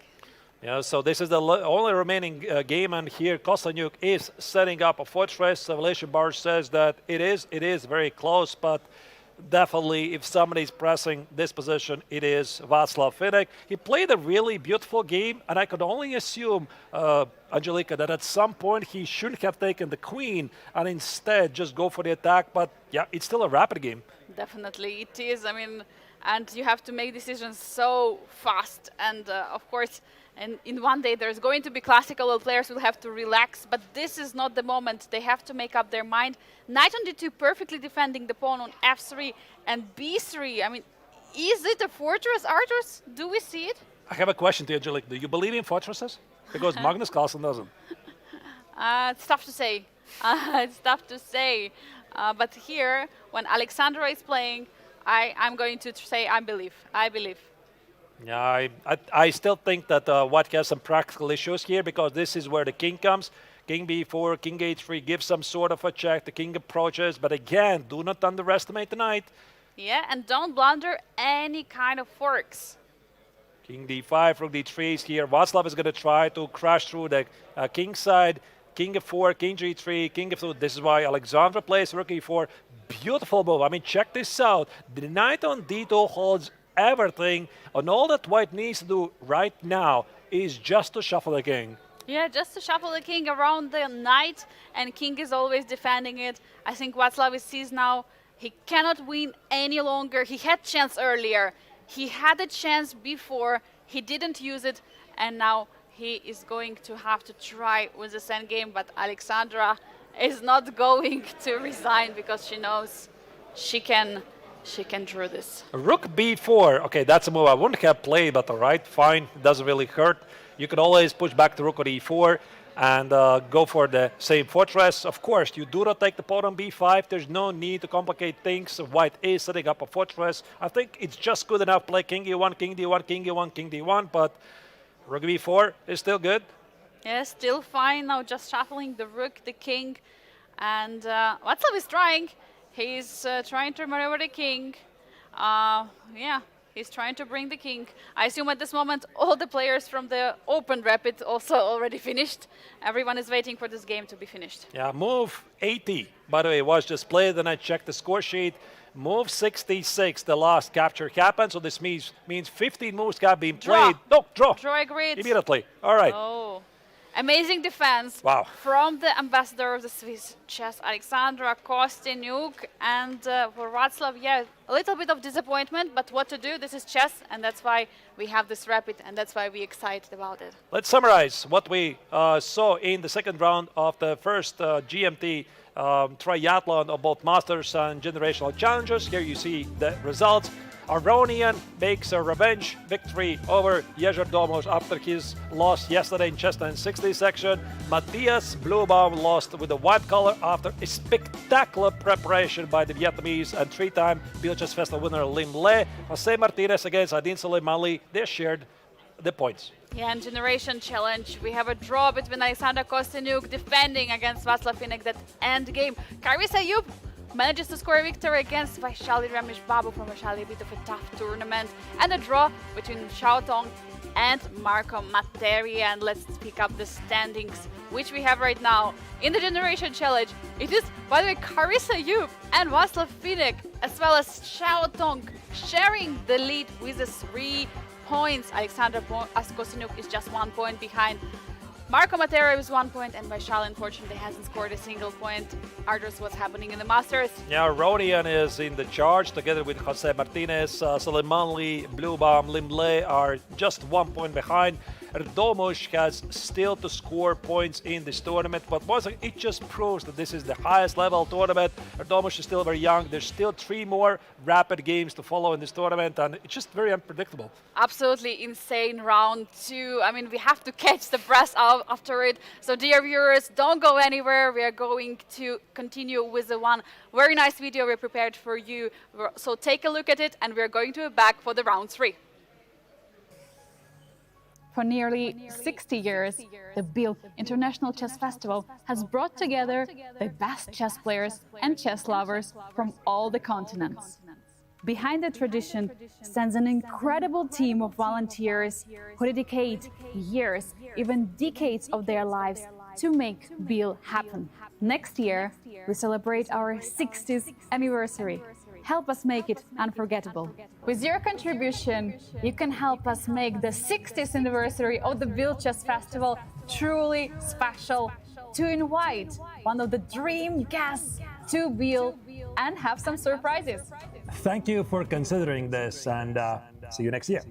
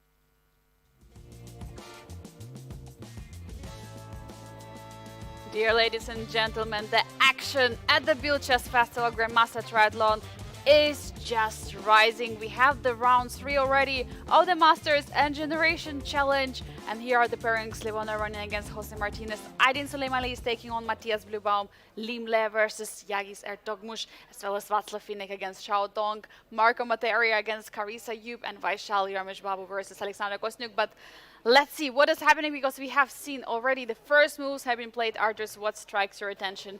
Which opening? Well, we are going to start with the left corner.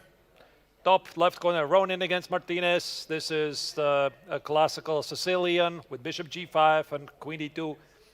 Top middle board, Limle against Erdomush. It is some sort of a King's Indian defense, even though Erdomush has not yet committed to g6. Maybe he is going to come up with something else.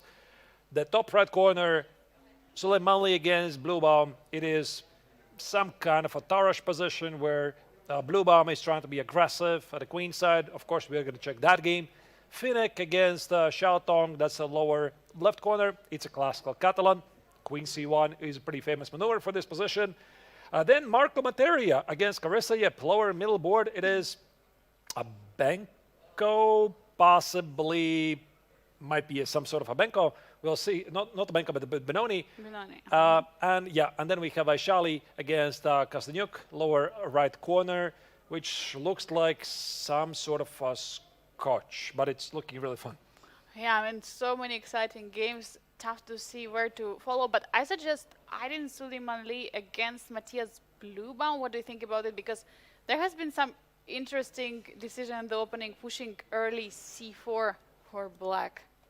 We can go to that game and try to maybe explain a bit the reasoning of both players. This is still pretty standard position by both of them. There's some sort of a pawn disbalance. Black is attempting to organize a pawn majority at the queen side, and white is going for some sort of a f3 e4 idea, which is, by the way, what Matthias did in the previous round against Limble. It quite didn't work, and this time he's playing from the black's perspective. Yeah, it's tough really to say, because black has not committed to a lot of moves, and also white is trying to figure out where to place his pieces. Yeah, and also in this position we have the c4 move, which means there is no longer going to be pressure on the d4 pawn. As you're mentioning, this e4 break can be played much easier in the position. But why don't you redevelop the knight? Why don't you castle? I mean, he's just leaving the development for the next moves. I think it's quite a rare line anyway. I mean, this entire sequence, if you go back from the start, he moves d4, d5, c4, e6, knight c3, bishop b4. I think the black typically here plays either knight f6 or bishop e7 or c5. Of course, bishop b4 is a move, but it's not the most popular setup, and that's why here white is trying to figure out what's going to be his setup. Looks pretty sharp.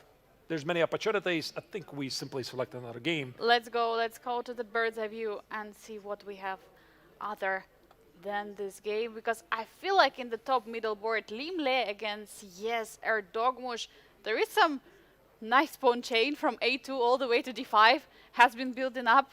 We were discussing that it might be a King's Indian, and indeed it is. What is that position? I mean, black is attempting to spice up things, because for the young Turkish player, things are not really going so well. In the first two rounds of the Rapid tournament, he started with 2 losses. And let's dive into the position.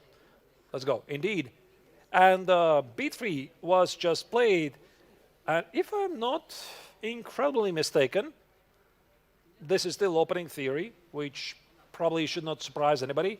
But the first thing I think everybody's noticing that there might be some potential discovered attack. And like, if you just joined us, I have a question. So why do not I play knight x on d5? Knight x on d5, or even why do not I play knight e4? We can try to figure things out very quickly without very deep analysis. Knight x on d5, knight x on d5. If you take here on a1, you might have some issues with bishop d2, queen a1, bishop a5, and this is the reason why black probably can't do this. And the other thing is knight e4. And after knight e4, it just loses because of the same idea, knight e4, bishop a1, and again, bishop d2, and black is dropping material. Yeah, so this knight on a5 is extremely important in the position. Because of it, black cannot have all these usual tactics which are working out for the king's Indian. So for that reason, yes, has to come up with something else. I mean, not so clear what right now. And also knight on a5 is an issue. What do you do? You need to have some sort of a pawn play, I suppose. This is why you did play knight a5, and I think that Yes is trying to choose between there's this idea to play c5, e6, e takes on d5, and you have your modern Benoni setup. And by the way, the one thing that chess professionals, they do know that against the modern Benoni, fianchettoing the bishop on g2 is not the most dangerous setup. That's one idea. The second idea, what he could do is try to go for some King's Indian defense setup with e5, or maybe he's just improvising here and trying to find some other way. I don't think he's really thinking very deeply about the knight e5 or knight e4. Yeah, definitely. I mean, now he's trying to figure out, how to do. And the knight on a5 could be dangerous in quite some tactical ideas. Well, yeah, you have to be a bit careful not to miss bishop d2, and in some lines, maybe this knight a5 is going to be under attack. But judging his tournament situation, he is a pretty poor start. I think that Yes is going to go for something sharp, and my money would be on c5. Which, by the way, there's another idea after c5. Not only you can go for the Benoni setup with e takes on d5, but also you want to play c5, a6, and b5, and maybe get some sort of a Benko. While we're discussing this game, something else is happening on the other board. I would suggest immediately go to Vaishali against Alexandra Kostyniuk, because Alexandra's king is in the center and Vaishali is pushing her pawns right at the king, starting from the opening. I mean, they both have 12 minutes. What is happening, Arturs? Break it down. Well, this was actually not the Scotch opening I see. This was Rai Lopez with an early capture on c6. Maybe it's not really relevant. What I want to figure out, how did the black king get on e7? So I'm going to step back a couple of moves. In this position, bishop e6 is marked as a mistake. I wonder why. f4 threatening f5, bishop e7, that's why. Queen e7 is allowing white to play f5, and king e7 allows black to control this f5 square, but also this means now the king on e7 is in their harm's way. Yeah, but then you have to try to do some kind of artificial castling. But how do you save the bishop? And she plays it. She goes for d4. Now the d5 square is ready for the bishop, so there's no f5 threat any longer. But still, f5 is could be somewhere in the picture. f5, f6, you have to be ready for this move. Now knight e4, where is it going? Knight c5.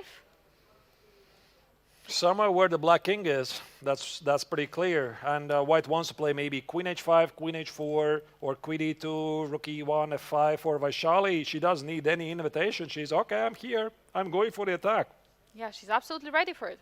And where do you put a king? Like, is it feeling safe for the queen side? Highly adopted.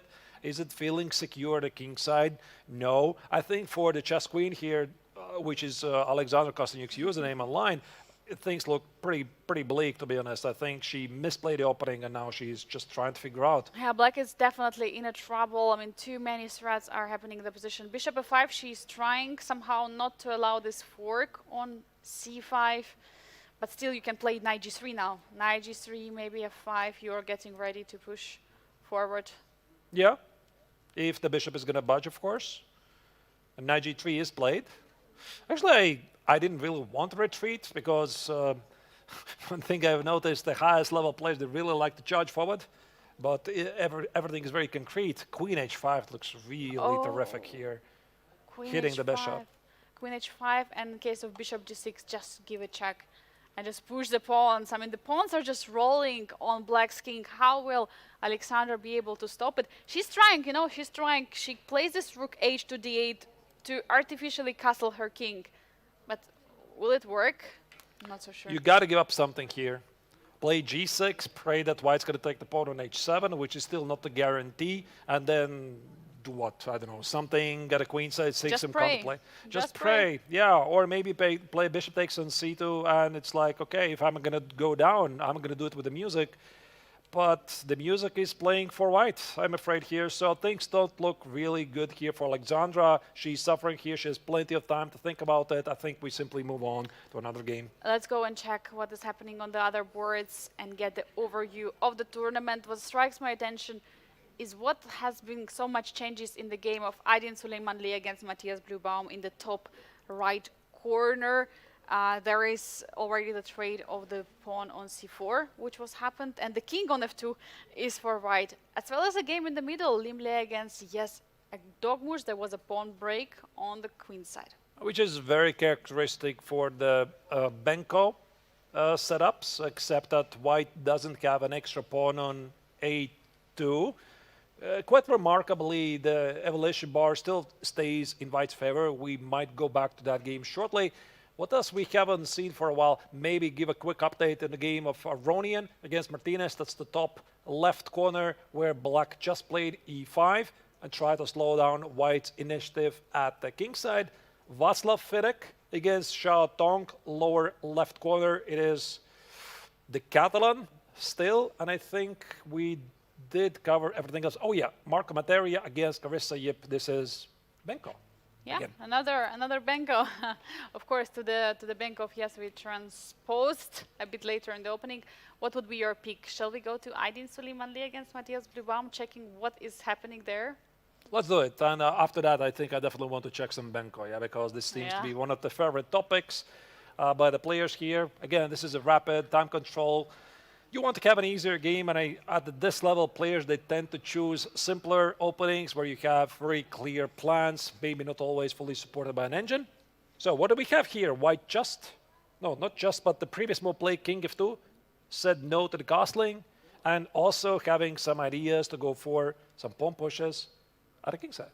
And also black hasn't castled yet. King is still in the center, and there is right now knight d6 threat in the position. So it feels like you have to castle, you have to do something about your king. But after castle knight d6, watch out for the b7 pawn. Yeah, that's actually quite of a problem. So short castle, knight e6, hitting the rook. If it leaves, is knight b7 a threat? Is a potential discovered attack a threat? Well, if I was Matthias, I would look for something more clear. Like knight f5? Knight f5. The idea is basically stepping this knight d6 at all. But g4, Yeah. do you have any no, g5 you cannot do because the bishop is going to be hanged. g5. Not possible. Yeah, g5 is probably a bit too much, but knight f5, g4, that's a very big question here for black to But a find an answer. second, knight f5, g4, queen h4? Yeah, You and have to watch out. King h2. I'm pretty sure that Matthias is looking at this right now, and he's thinking, is this a thing? Like, am I not overdoing things? There could be some inspired bishop p1. Okay, forget it, your castle. Yeah, he castled. He allows now knight d6, and now again a question to Aydin. Can he play knight d6? Can he take the pawn? Or does he want to? Because, I mean, there is going to be, of course, the extra pawn, but will he be able to unpin, or will be discover attack from the bishop on f4? Yeah. Those are all the questions he has to answer. 96, there's the answer. It's happening here. The thing is, I'm not entirely sure if after rook b8, knight x on b7 is going to happen, because white's going to self-pin himself at the b file. And at this level, it's not really about the pawns. Both players are desperately fighting for the initiative, and like he's definitely going to consider it. But the way white has played out here at the king side, I have seen some very similar positions, Angelika. It kind of hints towards this king side attack, and maybe this is something that Aydin is going to do after either rook c7 or rook b8. I'm not sure which move is going to be chosen by Matthias here, but I wouldn't be surprised if Süleymanli is going to go for an inspired king side attack. Definitely, I also would be not surprised in this position. But while Matthias is taking his time in this position, I suggest to pull up the bird's eye view, because we have this interesting bank of positions. It's first of all, I mean, both games are in the middle. In the middle top, it's Limle against Dogmush. There is c4, I mean, opening up the b file, and it is also Marco Materia against Carissa Youb, where there is a pressure on the a file. I mean, which game would you like to go to? Well, both of them look the same, right? It's one Benko, there's another Benko.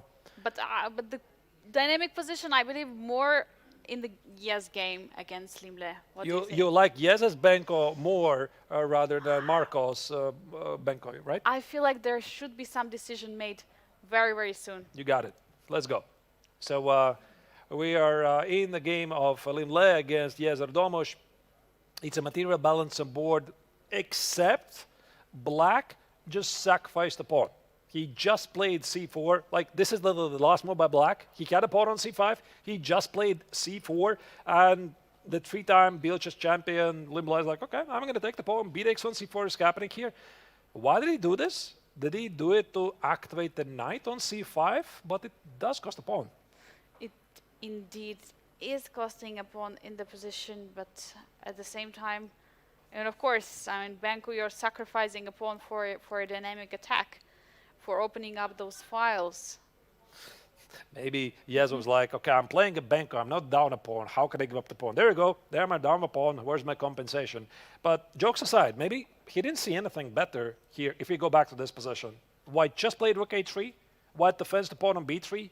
White wants to play rook a1. How do you defend the knight?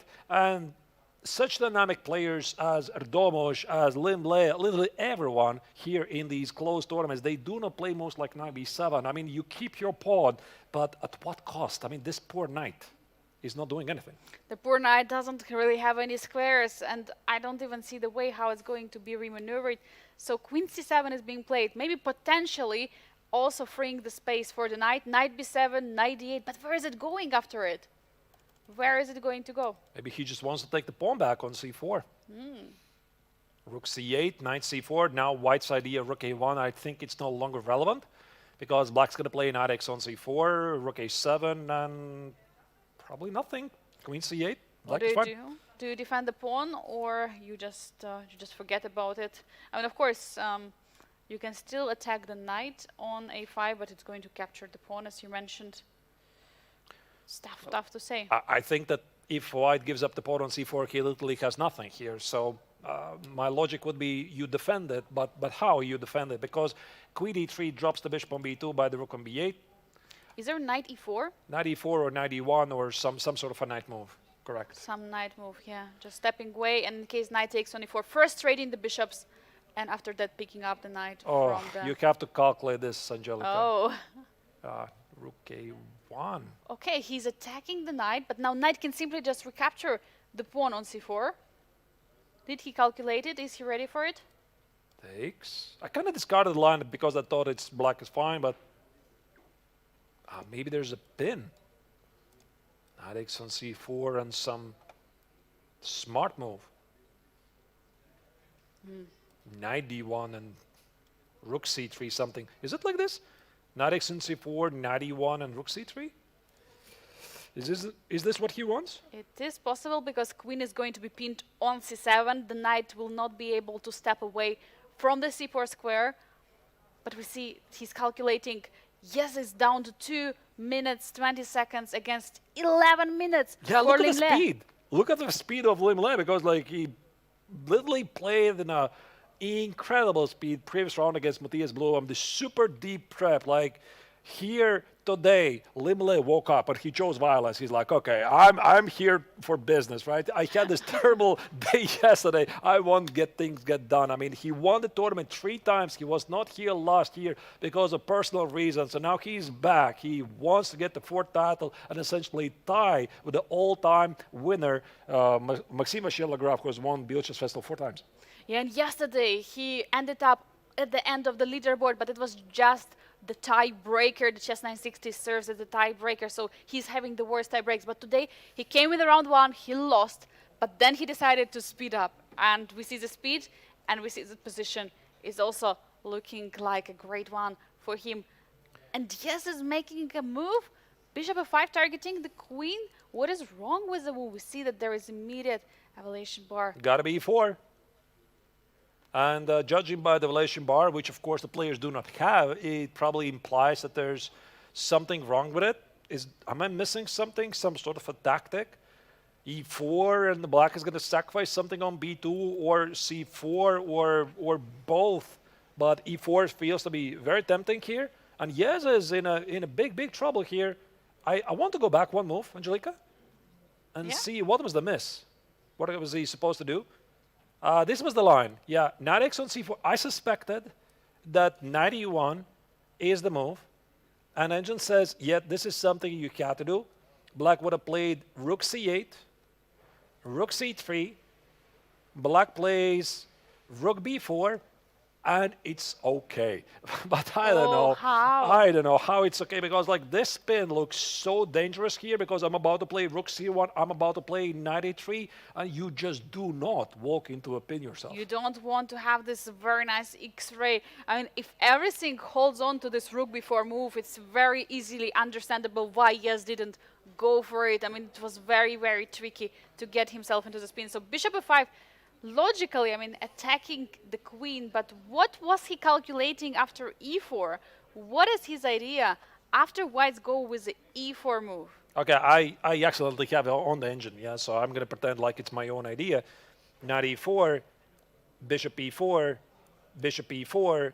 If you take with the queen, you drop the bishop. If you take the knight, you drop the bishop. But if you take with the knight, there's some sort of a knight takes on c4, and all kinds of tactical ideas are happening here. Oh. Rook takes on b2, knight takes on b2, all kinds of pins, etc. It's a great idea, but according to an engine, bishop f5, it does not work, because white has the only move, queen c1, and knight takes on c4. Apparently, it still doesn't work. Is it obvious? No, sir. It's not obvious at all. But is it also possible to play something like knight e4? Is it still working? It's going to be more or less the same idea. Rook b2, knight c4 ideas. Knight c to e4, not knight. Knight d. c to e4. And after knight e4 to take Rook the... b2, rook b2, queen knight e4. Oh, it's not working. Yeah. It doesn't work. Let me put it on the screen. Knight e4, rook b2, queen b2, knight e4, discovered attack. You see, it doesn't work. Yeah, here things are looking pretty dangerous here for the young Turkish player. I think it's a good opportunity for us to have an overview, right? Yeah, absolutely. What else is happening? Let's see what else is going on in this round. We see there has been some updates in the game. Levon Arone against Jose Martinez in the top left corner. We see some trades and some attack on the queen side. Vaishali is keep on pushing in the bottom left corner, bottom right corner. We see her queen is already on the queen side, king side. Which game do you want to choose?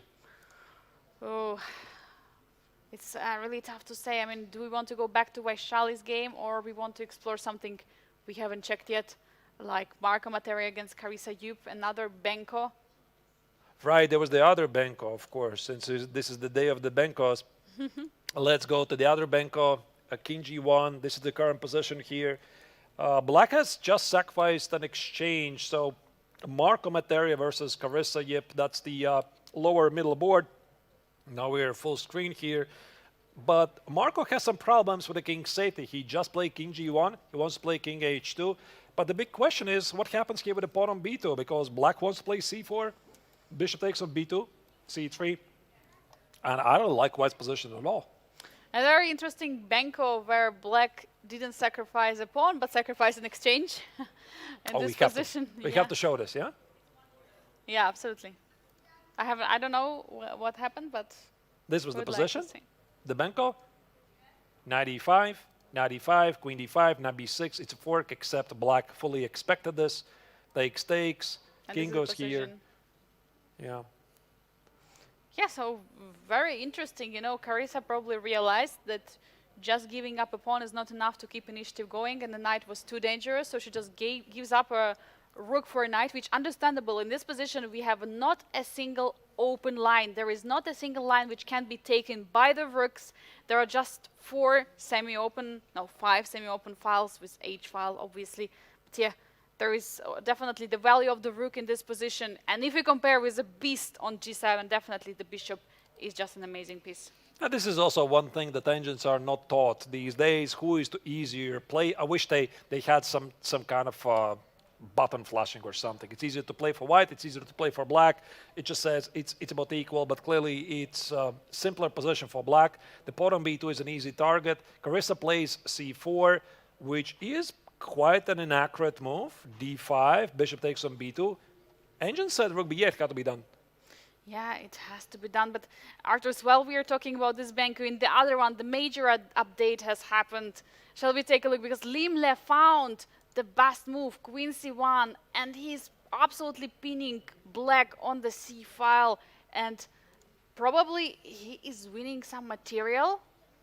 What is going on? He's just winning immediately on the spot, I think, because after the last couple of moves, I think knight takes on f5, rook c4, knight takes on c4, the rook on b2 is simply under attack. I do not see what black can do in this position. Am I missing some counterplay? 7 seconds, by the way, for Domos. Oh, so low on the clock, and Lim Le is blitzing out the move, taking the bishop, knight c4. That's it. No tricks here. Black is down a piece. Domos, no keys beat. Rook b4. Take on g7, knight e3. White is going to play with an extra piece here. No tricks here, but of course, Lim Le is going to be careful not to fall for something. Look at Yes, he cannot believe that this is happening one more time, again and again. He's in a complete shock. He cannot believe this is what is going on right now. We had yesterday such heartbreaks from him. Today as well again. I think it's the first round. Was it the first round game that he played against Matthias Blubaum? There was something major going down. I mean, there was a very, very spectacular game where the German star found a lot of difficult moves. And already after that game, it was Domos was very, very unhappy about it. This is literally deja vu from yesterday's Chess 960 tournament where Suleimanli found this resource after terrific blunder by Erdomus. There's the resignation by the young Turkish player. It's rough. It's rough, really, but somebody's got to lose, and Lim Le scores another impressive victory back-to-back. And for Yes, it is 3 losses in a row. It feels like this, upsets from yesterday, which he had, are coming into today after the Chess 960. I mean, he lost so many games in a row. Now the heartbreak continues. He cannot forget that game that he lost to Aydin Süleymanli, which was completely winning. We see he's still sitting at the board, completely heartbroken. But the round is going on. Arthurs, let's get the overview of the round to see what is happening. And by the way, huge update on Levon Aronian against Jose Martinez. What is going on there? It's a top left corner. Apparently, if my Grandmaster calculations are correct, Levon is down a full rook. He sacrificed the rook for an attack? How did that happen? Ooh. Rook takes on b3, queen g8. He takes on b3. This was not, of course, a blunder by the Mexican player. He's simply simplifying the position here. Queen c4. The queens are off the board. I think Levon is about to resign right here. Whatever happened in the middle game, Levon was going for inspired attack, but Jose Martinez, he found all the right moves. And right now for Rodian, I just do not see any way to continue. Is it bishop a5, spite check here? But the black king is going to walk away. The point is, you cannot defend a pawn on c2 without trading the queens. Black is up a piece. And also pawn on e4 is falling, and everything is falling apart if you don't trade queens. But if you trade queens, you're getting into the endgame down one piece. You don't really want it. I think Levon already knows it, that the position is lost. He's just trying to, he just tries to come up with a senses, that this is happening. I mean, the most experienced player in the field this year, Grandmaster Triathlon, trying his best, but yeah, queen b6 check. He's still trying. One spite check, but I don't know what it really... he did find a way to keep the queens on the board, but yeah, the pawn on c2 is under attack. Queen e4 is a possibility. Bishop c3. Black can take the pawn on e4, play queen c6. There's no tricks here, but of course you always play it out because nobody has made points by resigning early. Yeah, absolutely. I mean, you have to continue playing and continue trying in the position. It looks like, I mean, it's just an extra piece. Although the black king is more open than the whites, you don't really see an attack. Bishop on e7 is perfect at defending the position. Knight on f8, also blocking everything. I don't see the way that white can break through. Do you see any chance in the position? No, no, zero chances here. I think that Levon is looking for some sort of a practical idea, something, you know, maybe find a sequence of moves where his opponent has to find some very precise moves, and if he finds it, then he resigns. But I just do not see it, because black is about to play something like knight e6, king d7, maybe queen c6, simplify the position. a5 doesn't change anything, and the only thing that can allow white to escape is a major blunder from Martinez's perspective. Levon cannot believe it. He's shaking his head right now. He's completely shocked by the position. I mean, he was most likely sacrificing a rook for an attack earlier in the game, but it didn't really work out. He's trying, but there's not going to be a chance. I mean, Jose Martinez super dangerous, and if he gets advantage, he's just sticking to it. I think he's going to win this, and yeah, rook c5 is played. Looks like a very clinical move, trying to trap the white queen. We can stay for a couple of seconds, but I don't think we are going to see any surprises here. And unless, yeah, Levon resigns right here, I think it's a good idea that we simply select another game and see what else we're missing. By the way, the last 30 seconds here for Ronian, but this is what else is happening in the round 3 of the Rapid Tournament. So, what do we see here? Vaishali is still winning against Alexander Kostyuk in the bottom right corner. The game which didn't start well for Alexandra from the opening. And there has rook all the way to g8, I mean, targeting. Shall we go there and see what is happening? Yeah, the other games appear to be more or less balanced. Suleimanli against Bluebaum, that's the top right corner. And of course, Marco Materi against Carissa. Yep, let's go. Yeah, to Vaishali against Kostyuk, where the World Championship challenger, Vaishali, the brother of Pragananda, the strongest brother-sister duo in the world, is going for a decisive attack against Kostyuk's king. Yeah, we saw that in the opening, Alexandra made some major mistakes, and her king, by the way, is still on e7. Starting from the opening, king is still there, but attack is ongoing. The pawn structure, if you look at it, black has all the pawns, and all of them are pawn islands, because we can see that f pawns are doubled, as well as the c pawns are doubled. The d3 pawn cannot be defended by the c pawn, as well as the a6 pawn. While white has the 2 pawn islands very nicely, and it's so much more easier to pick up material. But rook b8 has just been played, and I see that the evaluation bar just dropped down. Computer doesn't like I like it, but I don't know why it's a mistake. Maybe there's something wrong. But what's the problem? Because I think the idea is very clear. You want to play queen g8 and somehow go for the mate. Queen takes on f4 is going to be queen g8. Or wait a second. Is there some sacrifice here on h3? So queen takes on f4, queen g8, queen a3, king h2, rook h3, g takes on h3, queen f2, queen f3. Could be some perpetual? I mean, if it is possible, I mean, this would be a big chance for Alexandra in this game. Is she going to go for it? I think she should, because queen g8 is just incoming. Queen g6 is not possible because it hangs the rook on h4. So Alexandra is right now trying to figure out, does she have a perpetual here after queen takes on f4? The evaluation bar says that white is still better, but rook b8 for some reason is a miss, which is a mystery to me.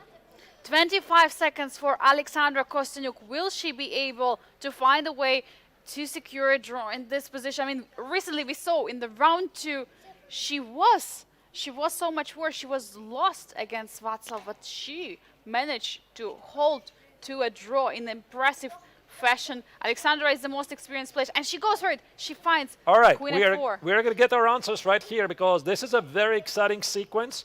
Queen g8, queen e3, king h2, rook h3, g takes on h3, queen e2 check. Queen g2, queen d1, queen g5. I think this is what Alexandra was trying to calculate, but she doesn't have any choice. She has to go here and pray that there's no mate. The engine says there is no mate, but she doesn't know that. Neither does Vaishali. Yeah, definitely. It is surprising. I mean, if she will be able to hold to a draw in this position, because Vaishali was so much better and winning the whole game in this position. And rook b7, she's going for a check. I think she's simply going to repeat the position. King g6 is not king f8. Wait a second, what's the difference here? So can I play queen g8, and where's the big difference here?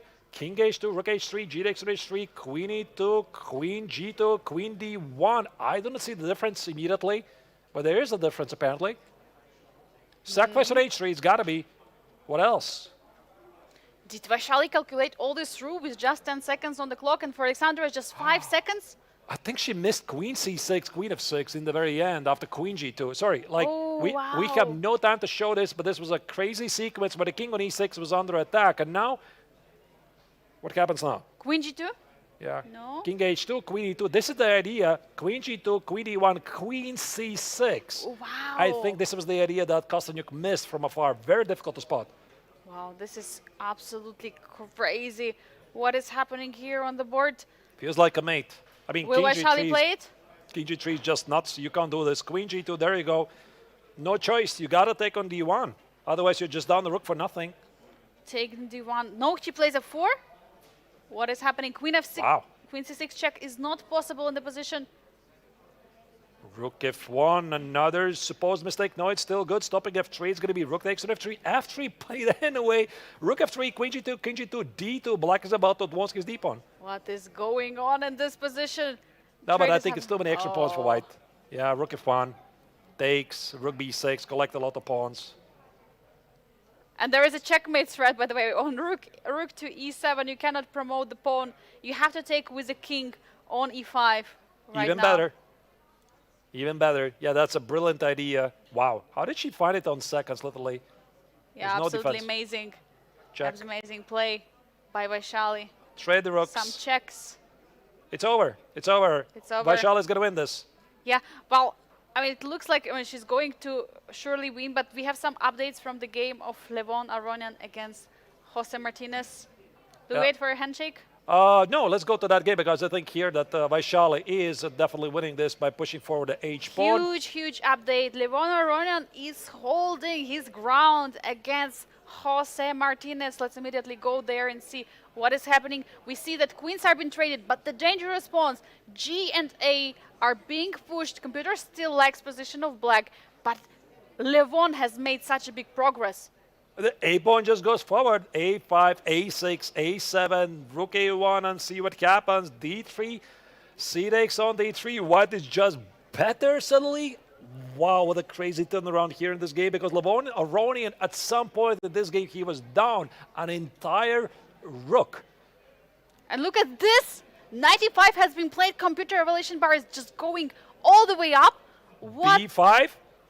B5, B6, B7. Are he going to promote the pawn? If he is going to win this, this is going to be one of the craziest results in the Biel Chess Festival history because I do not remember anyone coming back down from a full rook.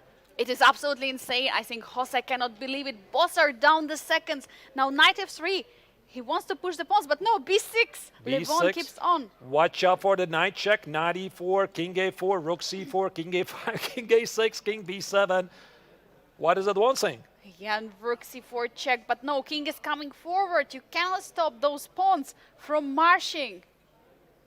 Wow, this is the kind of a game that can really hurt your chances in the triathlon because how do you forget such a game? Obviously, the game still continues and Jose is doing his best, but wow, what a miss here. So king a6, white's idea is very simple. Push forward the pawns, promote the pawns, and do not blunder some cheapo. Oh my god, and king went all the way to b7. The next move, he's ready to promote to the queen. And now knight b3. Beautiful move, bishop b4, stopping any spy checks. Knight a5, knight c5. Oh. A8 is just winning here, and Jose, I think he knows he's beat. He just resigns. Completely shocking result. Jose cannot believe it. Look at him. He's shaking his head. He was completely winning. He was up a rook, then he was up a piece, but it was Levon Aronian who stood his ground and managed to win this crazy endgame. But we have one more game, which is Aydin Suleimanli against Matthias Bluebaum. And, well, apparently white is winning. No, he's not winning. The evaluation bar is jumping rapidly here. White has a far advanced pawn on h7. He's trying to make some progress. And here Matthias is trying to cling for the position. Rookie Yates. What about the pawn on g5? Can you collect it? G5 pawn looks very weak. Just now F6 pawn was taken. Extra pawn with a bishop versus knight in this endgame. I mean, Rook looks f5, like knight f3. You can't miss this. What about G4? Oh, g4? G4 probably is also good. Ah, wait, knight f3 was king f3. G4. Can you take the pawn? What is happening if you take the pawn? Take the pawn, knight g4. Black apparently is still safe, but the pawn on h7 is very dangerous. Knight c4. You play rook e3, knight e3. What do you do? Knight e3, maybe? You cannot take on G4 because there is going to be a fork, knight e3. But knight e2, targeting the bishop one more time. Attacking bishop, way rook e. Can you take it? Takes, knight b1, e6, knight e2. Just unbelievable how quickly he did this. Oh my god, he's calculating so fast. He found this idea, pushing the pawn. e6, knight e2, e7, knight e4 check, knight e6. Black is safe. It's going to be a draw. Oh my god. It was so close. Or knight c3. Oh. It's I also didn't good. just realize it. I didn't just realize it that it's not working. Okay, he's picking up the pawn. No choice. No King choice g4, what to do. knight e6, king h7. This game is getting for a draw, but what a round as you look it was. There you go. Official confirmation. Crazy game. Both players share their laughs and they remain in good spirits. Absolutely crazy round that we have. I mean, I was shocked that we could get even crazier games. I mean, Arturs, what has been your favorite here and in this round 3? Nothing can beat Levon Aronian's crazy comeback, being rook down against Jose Martinez. We buried him. We did it again. We said it cannot be done. And guess what? Levon Aronian proves why he's the two-time World Cup winner. He did the unthinkable. He came back from a dead lost position and defeated Jose Martinez for one of the craziest comebacks in the Biel Chess Festival history. Also, here we see the other results. Suleiman Lee against Matthias Blumbaum just finished with a spectacular draw. And Lim Ble is unstoppable. He just defeated Erdomus with a lot of time on the clock. Generation Challenge Tournament, we have a draw between Václav Finek and Xiao Tong. It was Marco Materia, the winner of Chess 960 tournament, who scored a victory against Carissa Youb. And Vaishali Ramesh Babu finally scoring a victory in the Rapid tournament against Alexandra Kostenuk. And these are the current standings of the tournament. Arturs, who is leading? Please tell us. What a gift for Aronian. Of course, he is now leading the tournament with 5 points. It could have been completely different here. Lim Le, the 3-time champion, is just 1 point behind again. It's 2 points for the victory in the Rapid tournament. Everybody else is still within the striking distance. Poor Erdomus is still having to score points in this tournament, but it's so rough. Absolutely mind-blowing round number 3, so it's a perfect time for us to go on the break. I really need that hydration break right now after all the madness I witnessed in the round. So dear viewers, stay here, don't go anywhere, and we're going to have an interview with Yazer Dogmush, the youngest 2700 in the history of chess during the break. So enjoy it, and we will be back in a bit. I'm happy to be joined by the youngest 2700 in the history of chess, Grandmaster from Turkey, Yaiz Ekdormush. Yaiz, it's a pleasure to have you in Biel. Welcome. Yeah, thank you very much. You've just become the youngest 2700 rated player in the world. Was it some particular moment then you realized that how special it actually is? Okay, there was no particular moment. It's actually like very good thing to become the youngest 2700. I was just extremely happy when I reached 2700. Yeah. Has it in a way, you know, changed your goals, or has it simply made you aim even higher? Becoming 2700? Okay, of course it's not enough to to stop with 2700. I want to just gain more rating. Of course I want to become 750 now and then like 2800. Yeah, of course I will still want to gain some rating. Of course. Yeah. And now you're at the Biel Chess Festival playing Grandmaster Triathlon Masters. I know the tournament which has all. Blitz, Rapid, Chess 960. Now, how do you feel about participating in such an event? Yeah, I'm very excited to play here. I didn't play chess after Tepesi Yaman. My last game, classical game, was against Carson, and now, yeah, I didn't play chess for 2 months, and now I play a lot of chess game here. Yeah, we have Blitz, Rapid, Freestyle, and I'm very excited to play the tournaments. And do you have a role model, someone you're looking up to? Who is your role model and why? Okay, Magnus, obviously, because he was a world champion for a long time and he has the highest rating in the history. So it's obviously Magnus. Yeah. And now we're coming to the more funny questions. If you could choose one superpower that would help you during the tournaments, but not during the games, which one would it be?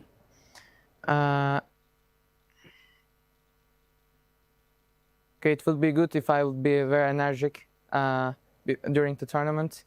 I don't get tired, and yeah, it would be good.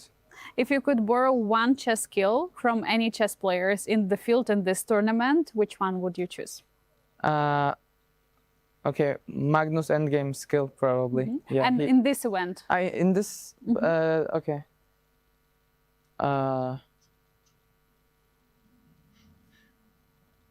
Okay.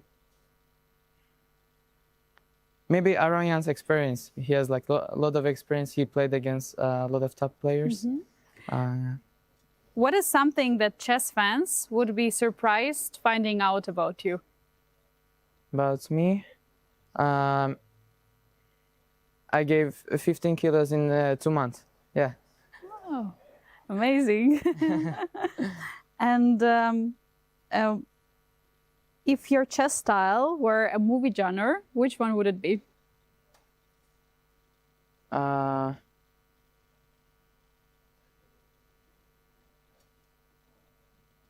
Okay, something aggressive, but okay, I couldn't find now. Yeah. But okay, something aggressive, some action films. Yeah. Okay, thank you very much, guys. Best of luck in the tournament. Thank you very much.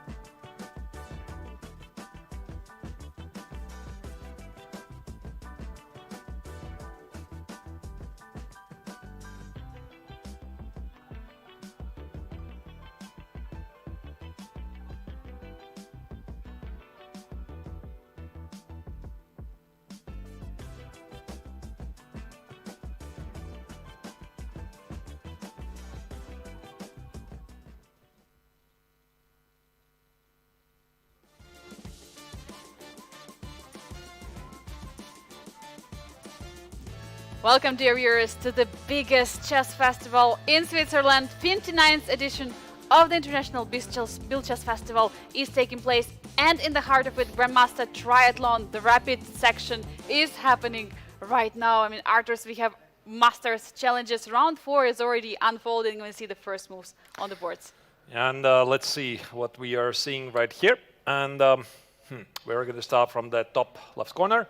Lim Le, the beast of the last 2 rounds, and also, by the way, 3-time winner of the Biel Chess Festival. He's playing against Levon Aronian, probably the luckiest guy today here because he was just down the rook against Martinez, but he did the unthinkable. We can maybe dive into this very critical game. Looks like something quite peaceful. The exchange. Slav? Yeah, but things are changing rapidly these days. A couple of openings that used to be quite drawish. You can't play like this. Well, everything is being reevaluated. White does have some pressure in this variation. Yeah, but there is an open file on the C file, so that's why we are going to see this battle and the X-ray. And the biggest question is how are you going to defend the knight on C6? Since the bishop is already outside of the pawn chain, the bishop is on F5, cannot step backwards. Yeah, I'm not really sure what here White is threatening. Knight A4 is the idea to take on C6, create a weakness, something he can target. Let's say Black continues with short castle. Does he want to play bishop C6, b takes on C6, and then what? I'm not entirely sure. Maybe just play positionally, don't take on C6, play A3, B4, knight C5. But one thing is clear. Here, White is going for some sort of a play at a queen set. Yeah, and while Leon Aronian taking his time, I would like to go to the overview. Oh, wait, okay, I wanted just to suggest, but it's good that it didn't go there. G5. You can expect anything from Levon Aronian. Wow. Yeah, G5 is all business here from the Armenian superstar who right now represents the United States of America. The point is after bishop G3, Black doesn't want to castle short. Instead, he wants to play H5, H4, trap the bishop on G3, and if I play something like H3, well, maybe open up the king side and go for inspired attack. I love it. Yeah, absolutely. And now bishop E5 is coming to attack the knight, the rook on A8. And now the big question is, do you take it? What do you do about it? Do you play F6 or move the rook? No, just play rook G8. It seems that both players, again, are very deeply prepped. Like, you don't randomly play bishop E5, bishop G3, and Lim Le, yeah, he's really all about business in this tournament because we already saw his super deep prep 2 rounds ago against Matthias Blubaumer. He basically got a winning position with the black color without making any single move himself. Here, things are also evolving quite rapidly. Aronian also knows this position quite well, H5. According to an engine, you gotta play knight c5, and this is exactly what the Vietnamese grandmaster does. This is absolutely crazy. You let h4 to trap your bishop on g3, because what do you play? You play knight b7. This is a trick. Knight b7 is a threat. Knight on c6 is going to be in the trouble. How do you stop it as Levon? How do you defend the b7 square? No, I just love it. You can play the most boring opening ever. Yeah, you can play Petrov, you can play Exchange, Slav, you can play the 4 knights, but you pit against each other, 2 very creative players, and boom, this is what happens. Absolutely amazing. Absolutely love it. Queen b6, is it something what we expect in the position, attacking the bishop and defending the b7 square? I have no idea. I have no idea. Like, take on c5, bishop c5, h4 is the thing here. I think White wants to play knight b7, bishop takes on c6, wins some material, h4 doesn't maybe drop a piece because the bishop can go to e5, knight takes on c5, played immediately, h4, bishop e5, oh wow. This is exploding really quickly, but Angelique, I think it's probably still a good idea to select another game here because the players appear to be still in the prep, but let's not forget this game. Yeah, absolutely. This is insane. One of the sharpest game in the round. What strikes my attention is the bottom right corner. We have Carissa Yip, who is again heading for the central game in the opening, and she's pushing the pawn g4. Shall we take a look at the game? What is happening there? Yeah, and the only question, what I'm really interested right now, did Xiao Tong check what Carissa Yip did a couple of rounds ago against Vaishali? So ultimately, Carissa ended up winning the game, even though the engine doesn't like this position. She played exactly the same setup. So I don't know. This is something I would love to hear from the Chinese Grandmaster. Are you checking the games of your opponent, even though this is a rapid tournament, or you're just on your own? Yeah, and as you were saying, you don't really expect someone, your opponent, to play the center game, especially on such level. But she's going for it. She's preparing for it very well for the rapid tournament striking, and we see the results are there. She has won her games. Carissa says, hold by night. There you go. I'm doing exactly that. I'm repeating my positions, so why not? I played the central opening once. I'm going to do it again. So the idea is the same as we discussed a couple of rounds ago. White wants to go for this kingside attack. G4, H4, H5. Let me draw you a couple of furrows. The big idea is to open up the kingside. Black is so posed to open up the queenside. And the big question, of course, is how? How do you do it? How do you open up the queenside?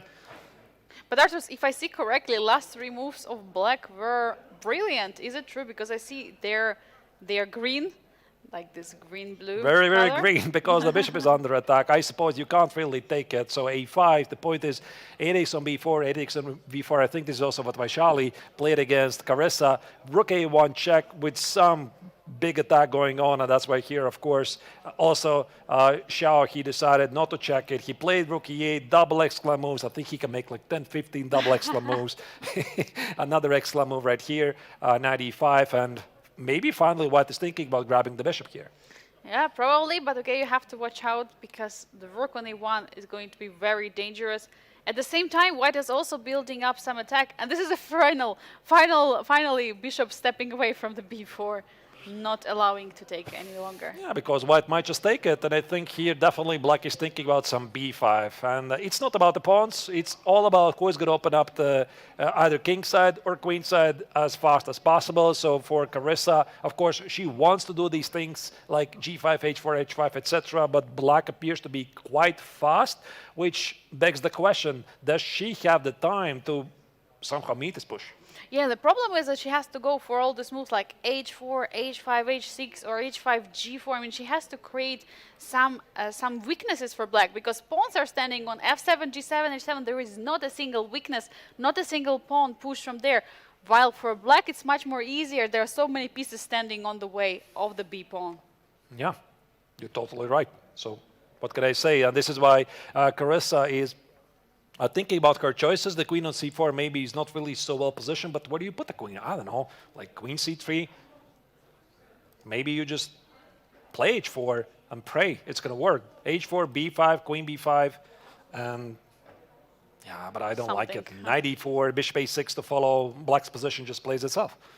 Yeah, absolutely. You have such a good position on the queen side with this attack ongoing.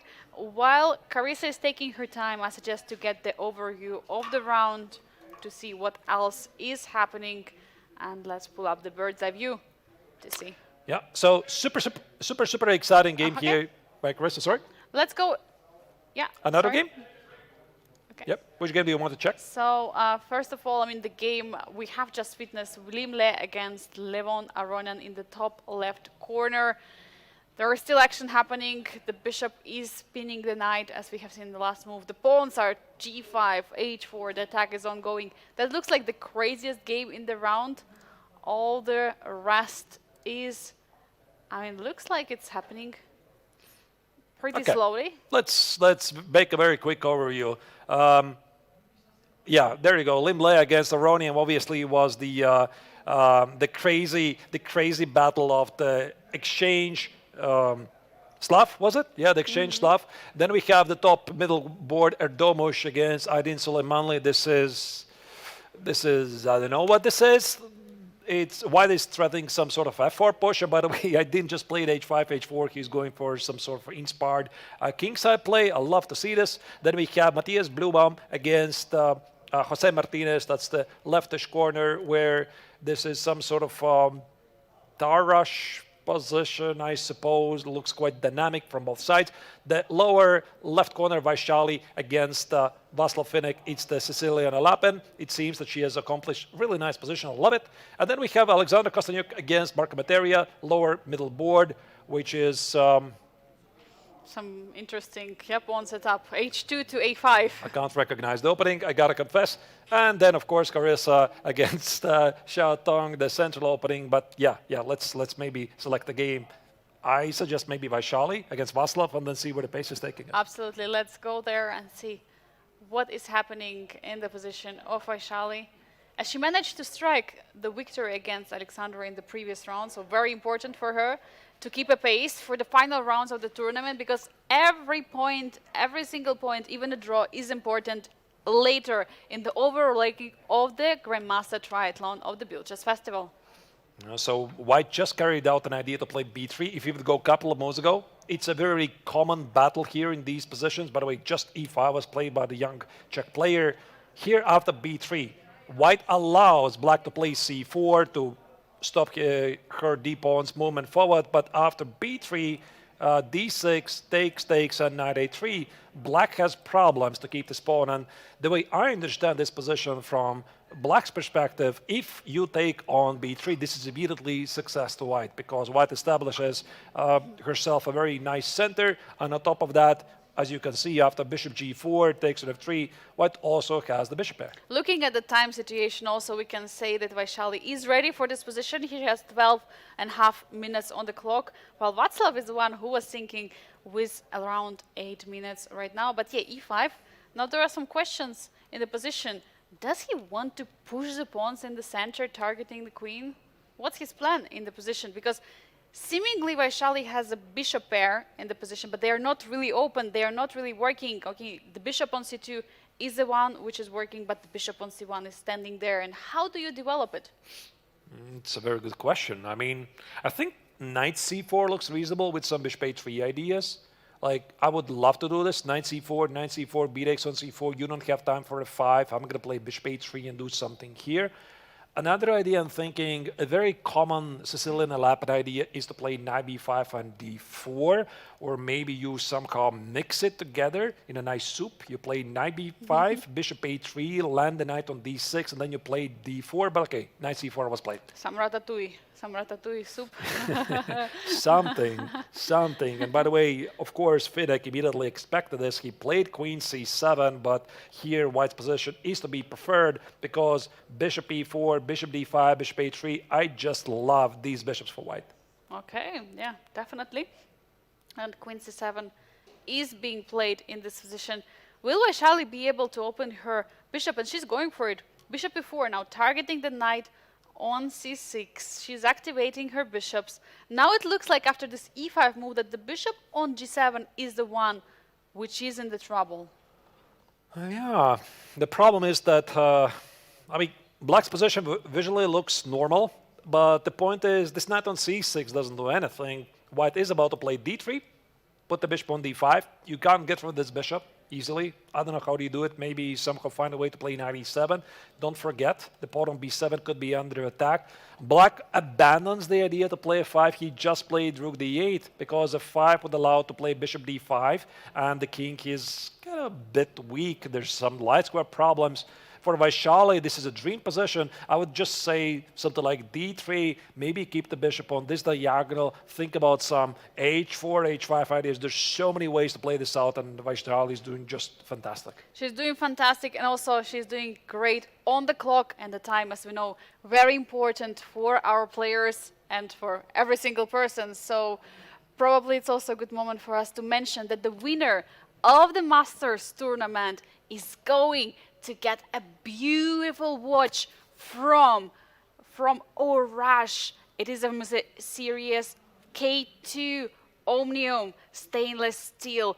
And these are 3 variations that the players can choose out of the winner of the Grandmaster Triathlon Masters. So we have Midnight Blue on the left, Pink Perfection in the middle, or Frostfire. I mean, Artus, which one would you pick if you won? I take all of them. They look so fabulous. I can't really choose. Yeah, beautiful really watches here for the players to win. So Harash watches, check them out. Look really fabulous. Angelica, what's your choice? My choice is definitely Pink. The pink, Perfection. yeah. Absolutely. Yeah. Have to stick with the pink. But all the others are classical as well and very nice. So let's move on to the overview of the round and see where are we heading into next. Well, okay, let's again make a quick roundup. The game of Faronian against Limled, lower, upper. What is happening? Queen is on h7. How Yeah. did the queen get there? Well, I suppose he just went there somehow. And Queen A5. All right, listen, then nothing really matters. Then we just go straight to that game because everything else looks very normal except this. This feels like still played in the vibes of yesterday's chess 960. Super, super sharp. White willingly put the queen on h7 to harass the black king. The pawn on f3 is also double. The white king is a bit exposed. The pawn on c5 is under attack. And guess what? This was the exchange, Slav. Exchange Slav. I mean, you would never guess that the players got here from one of the, I mean, I wouldn't say like boring openings, but you know, it's of course one of the calmest and you know, most solid choices for white going into Slav while exchanging the pawns. No, I mean, I've played so much, so many positions of the exchange Slav, and all of them are getting, you know, so positional. Very, you know, static, you know, not so dynamic, but, you know, what is happening in the game of Limle against Levon Aronan is, I mean, I think 1% of the game that's ever going to happen.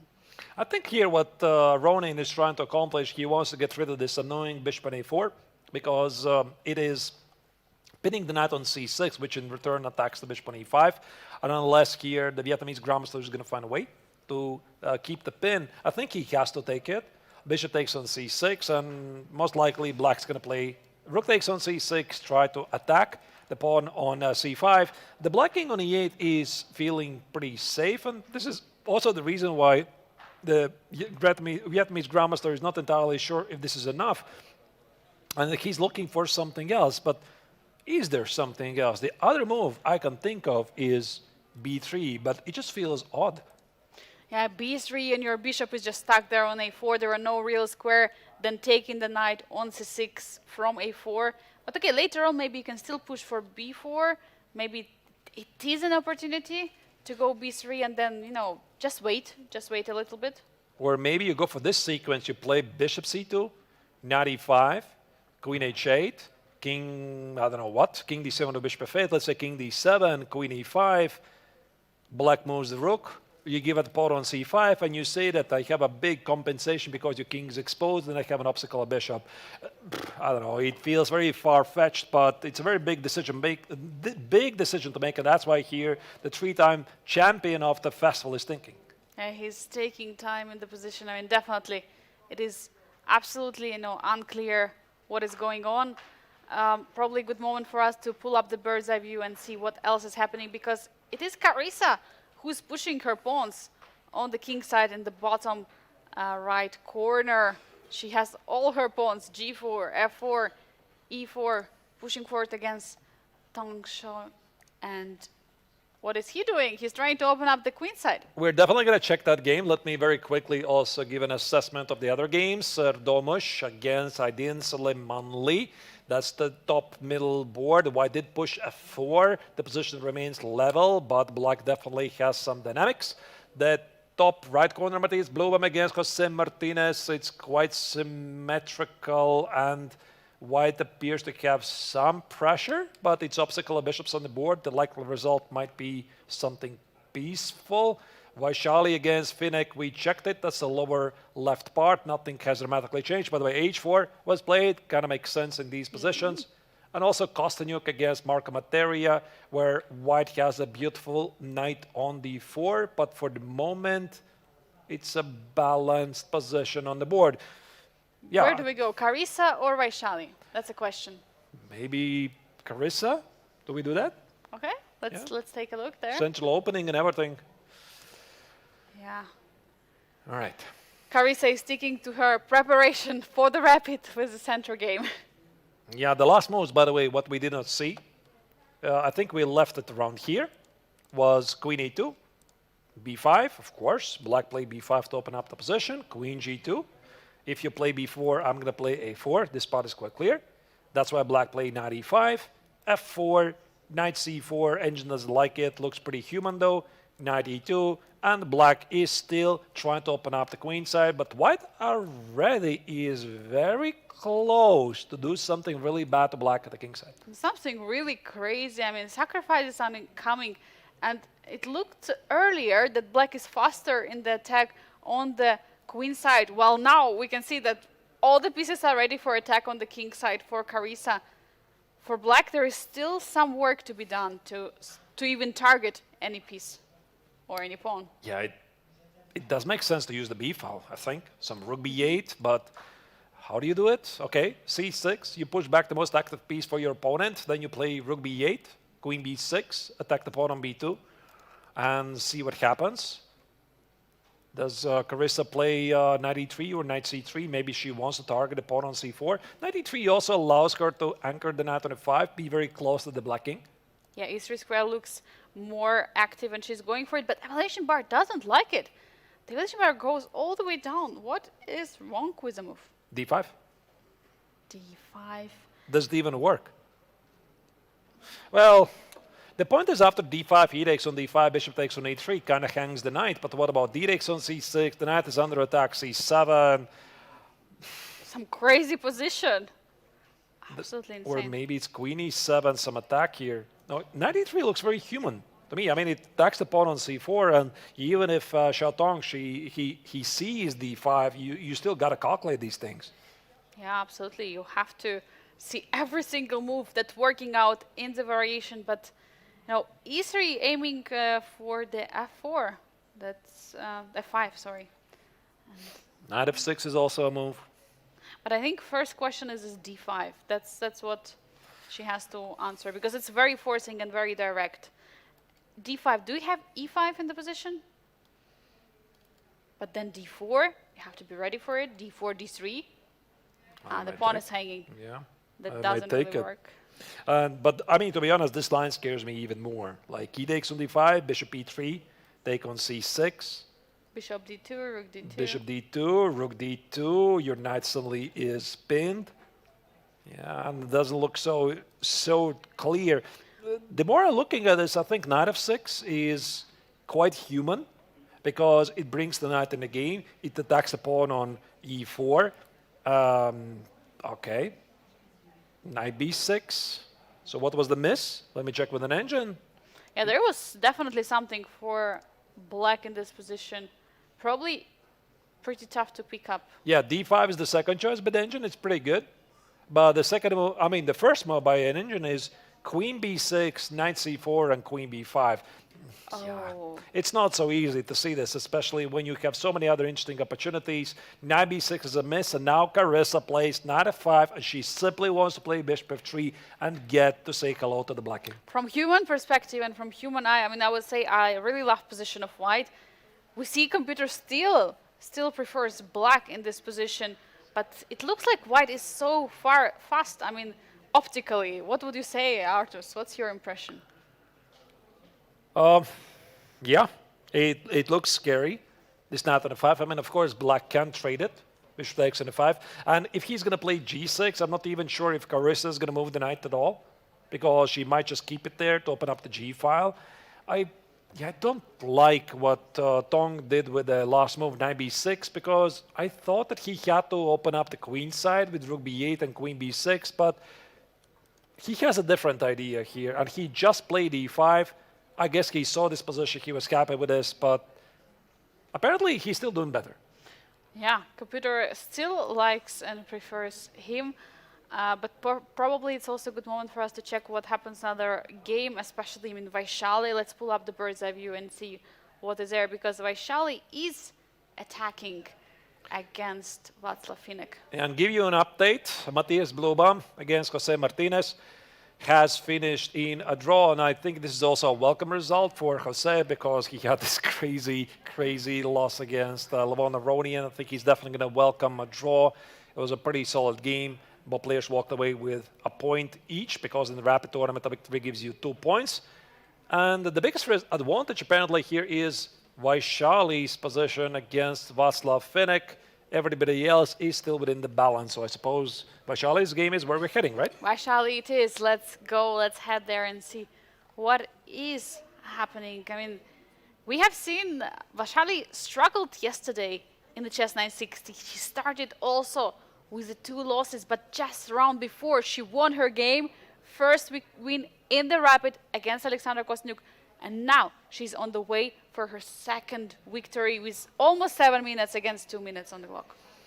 And the attack looks just devastating because White is playing at a king side. And that's the big difference, by the way, I think, between, let's say, the club level players and the pro players. They're also using the pawns in front of the king because check this out. A couple of moves ago, this was the position for Vaishali. Looks pretty normal, right? You have the bishop pair, I don't know, you want to open up the position, but suddenly she starts to use the pawns in front of the king.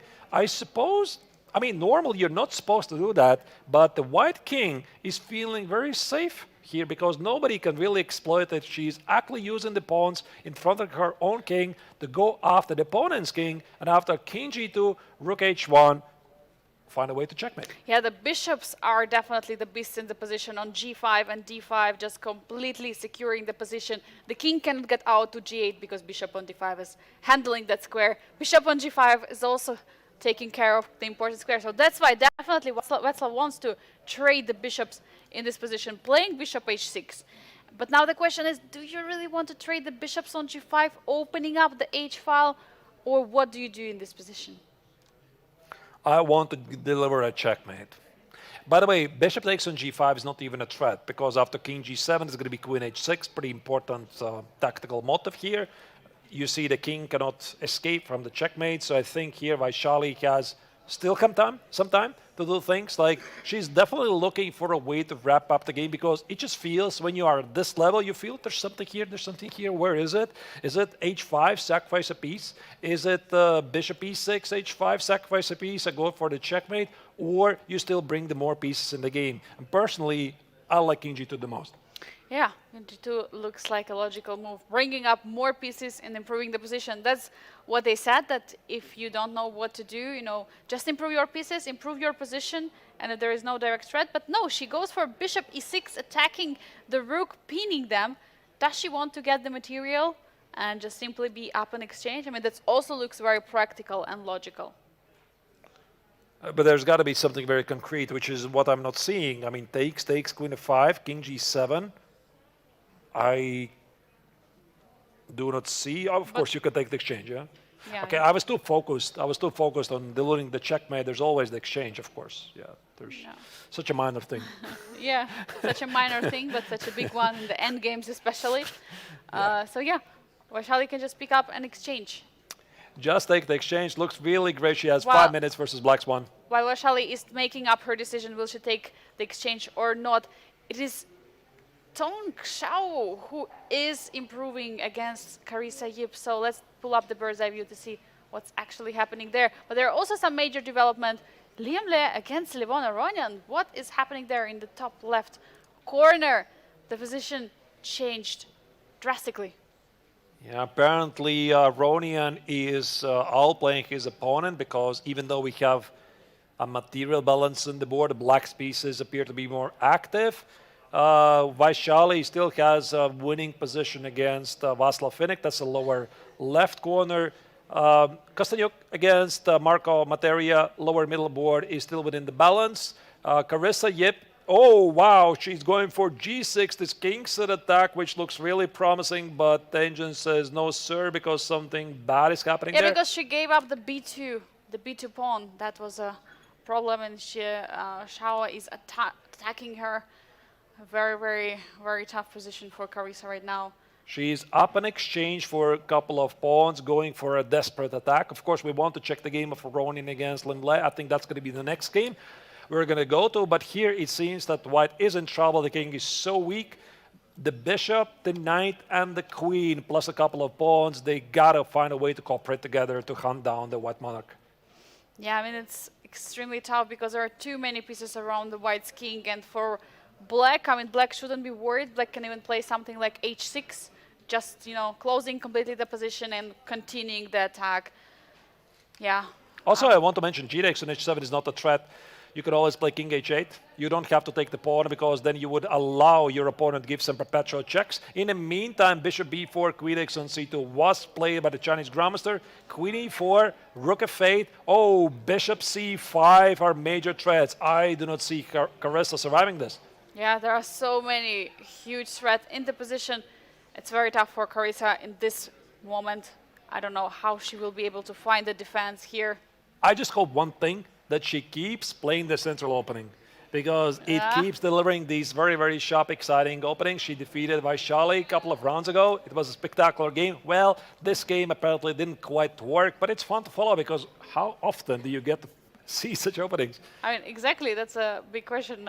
You don't really get often at all. I mean, and while Carissa is taking her time, I mean, I would suggest to go to the other opening, which was completely opposite to the central game. It was a Slav exchange, and the game Limle against Levon Aron, and let's straight go to that game to see what is going on in the position. Because, as I see it, you know, What? Wait. There's a let's major. check- There's let's a check what happened. major result because apparently Vaishali lost against Václav Finek. Can we very quickly check what happened because she was completely winning? I know we have our live games, but apparently there was a major blunder. We left at this position, G4, Queen G4, Queen H3, Bishop E6. Just take the exchange. The exchange is right there. You can take it on C8. What is she doing? She played H5, Rook Wait, she gives up a piece? Rook, what? What just happened here? She forgot about the bishop. She forgot about the pin on the G file. Or maybe what happened is that she forgot to take the rook on c8 and then play h5. She played h5 the second move. She simply forgot that bishop at f8 is under attack, but it seems that that's the result. Václav Finek apparently God. has won his game against Vaishali with a major upset here. But Absolutely yeah, crazy. let's go back to the game. Let's go back to Limle. Limle against Levon Aronian. What is happening there? Because it looks like, from material perspective, it is complete equality. But look at this position, the pressure on the f file, this f2 square, f3 square, the pawn structure of black is just amazing. Yeah, Black is definitely on fire here. He feels he's invincible because after this last round, amazing victory over Martinez, where he was down the rook, he managed to somehow win this, making one of the craziest comebacks in the history of Biel chess. He definitely feels really well right now. Now he's about to take down Lim Le. He plays King D6. The threat is to play, I suppose, G takes out of 3, Rook G4, Rook G2. Black is incredibly active here. And also on top of that, the Vietnamese Grams is down to the last seconds. And how after this not to believe in luck, you know? He was so lucky in the previous round. He scores the victory. Now he continues on to winning because the momentum is continuing. Now A5, we see Limle is trying to create... What? No, What? don't worry. Don't Okay. worry.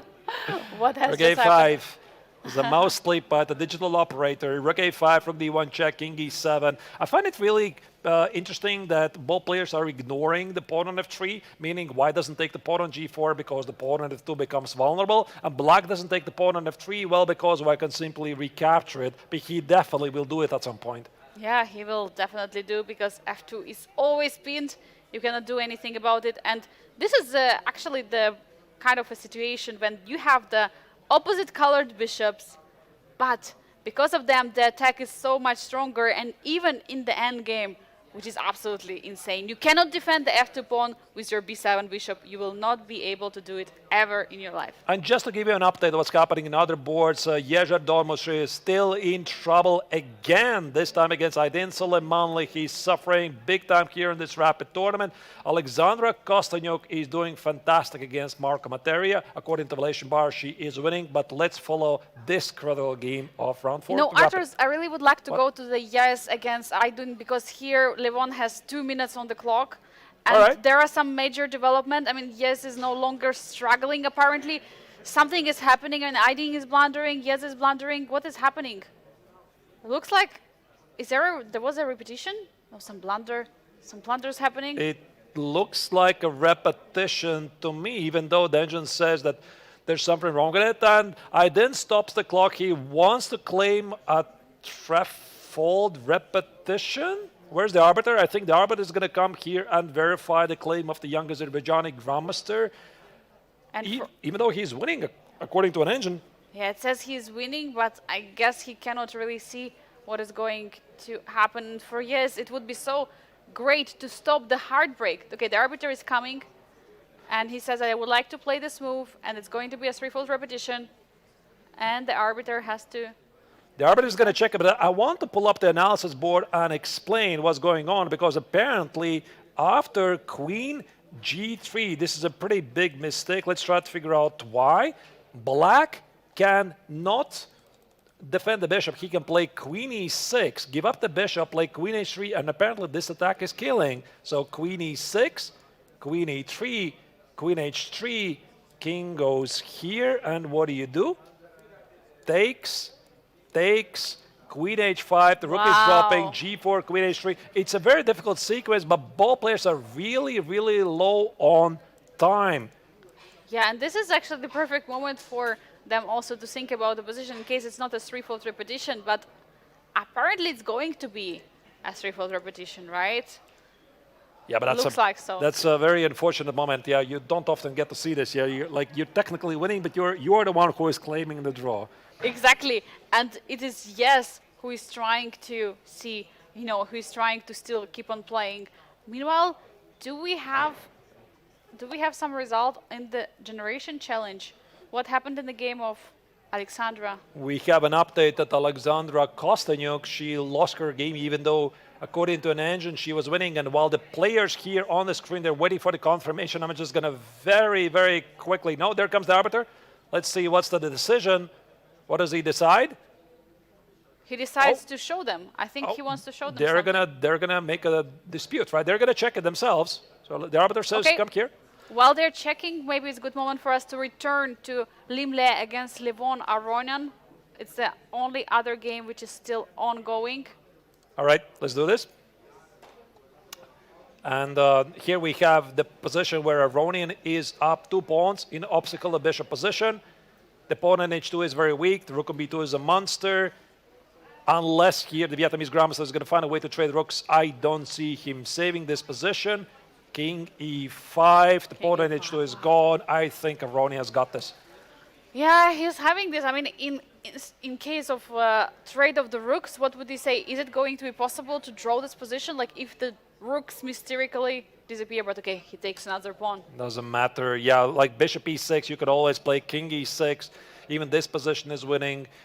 Rook g2 is probably winning. Rook h1 is winning. So here the only question is how Aronian is going to wrap up this game. Maybe the simplest one is to give a check. Take on e6, play king f5.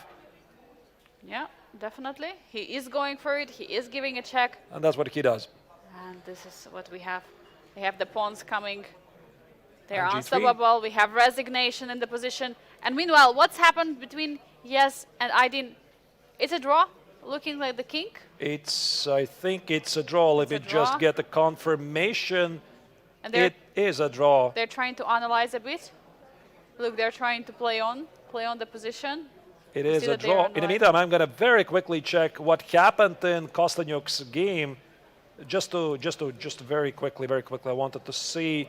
There was probably some crazy time scramble Kostanyuk was. Apparently, no, she lost in the, okay, maybe there was some digital error, but all the games are finished in the round. Very, very exciting round here it was. We just saw Levon Aronian defeating Lim Le, the 3-time Biel chess champion, and also Yes is discussing his game against the young Turkish talent Suleimanli, but we have one more game to go. Yeah, we have one more round, and before that, let's check the results of this crazy round. We have in the Masters, Levon Aronian winning that crazy game, crazy exchange Slav against Limle. It was a draw between Yes Ertogmuş against Aydin Suleimani, while either of the player could have won this game. Matthias Blubaum also held the draw to Jose Martinez. And in Generation Challenge, we had Václav Finik winning against Vaishali in the crazy game where she was completely winning. Marco Matera scores the victory against Alexandra Kostanyuk. We'll have to find out what happened there. And Xiao Tong scored the victory against Carissa. I mean, what a crazy round. I mean, Arturs, what would you say? What was the craziest game of the round 4? Absolutely insane stuff here. So Levon Aronian is still leading the Masters tournament. Now his lead extends to 3 points. Suleiman, wait a second, there's so many players now sharing the second place. It's Suleimanli, Blubaum, Limle, and Martinez, and their Domosh managed to score his very first point. He might still strike back later. But in the Generations Challenge tournament, Václav Fidek shares the first place thanks to his craziest victory over Vaishali, who simply forgot that the bishop is hanging, together with the Chinese grandmaster Xiao Tong, and still Marco Materia is still within the striking distance, and of course Carissa, Alexandra and Vaishali can still make a say in this tournament. Yeah, and as you said, Levon has 7 points right now. Behind him is Aydin, Matthias, and Limle, and Jose Martinez. But it means that no one can catch Levon Aronian after the final round. It means after the rapid portion, it's guaranteed Levon is going to be the leader of the Grandmaster Triathlon, but it's just the beginning, dear viewers. Still, final round to go. At the rapid portion of the Grandmaster Triathlon here in Biel, we're going to have a very short break and we'll be back just a few moments.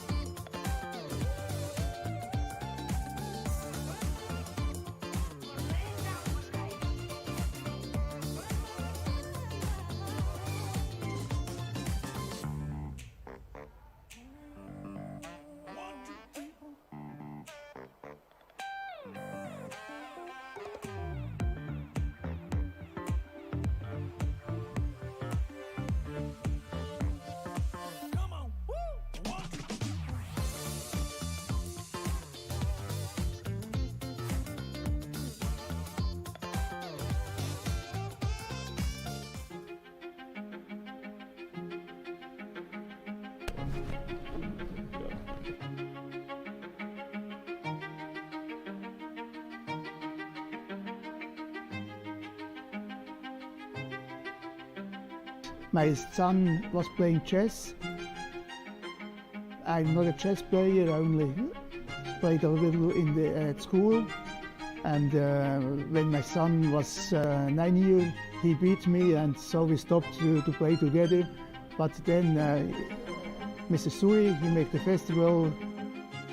Before 97, he asked me to come to the committee as father, and so I started the committee, and since 98, I'm become president of the festival. Yes, we started the festival now today, and we're also thinking of the next year when it's the 60th festival without interruption, and so we are preparing something special.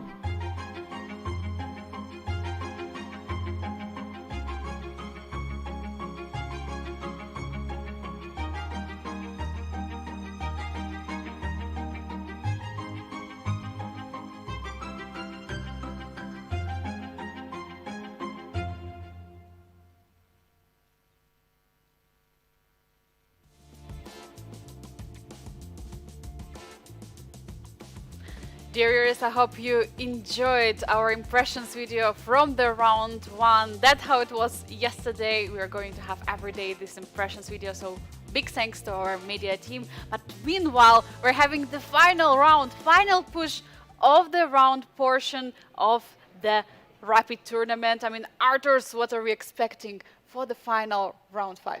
Big drama, as usual, because this is what we are seeing here in the Rapid tournament. We already saw it yesterday. Now it's the same. That's what happens when you're playing accelerated time control games. And this is the pairings for the final round.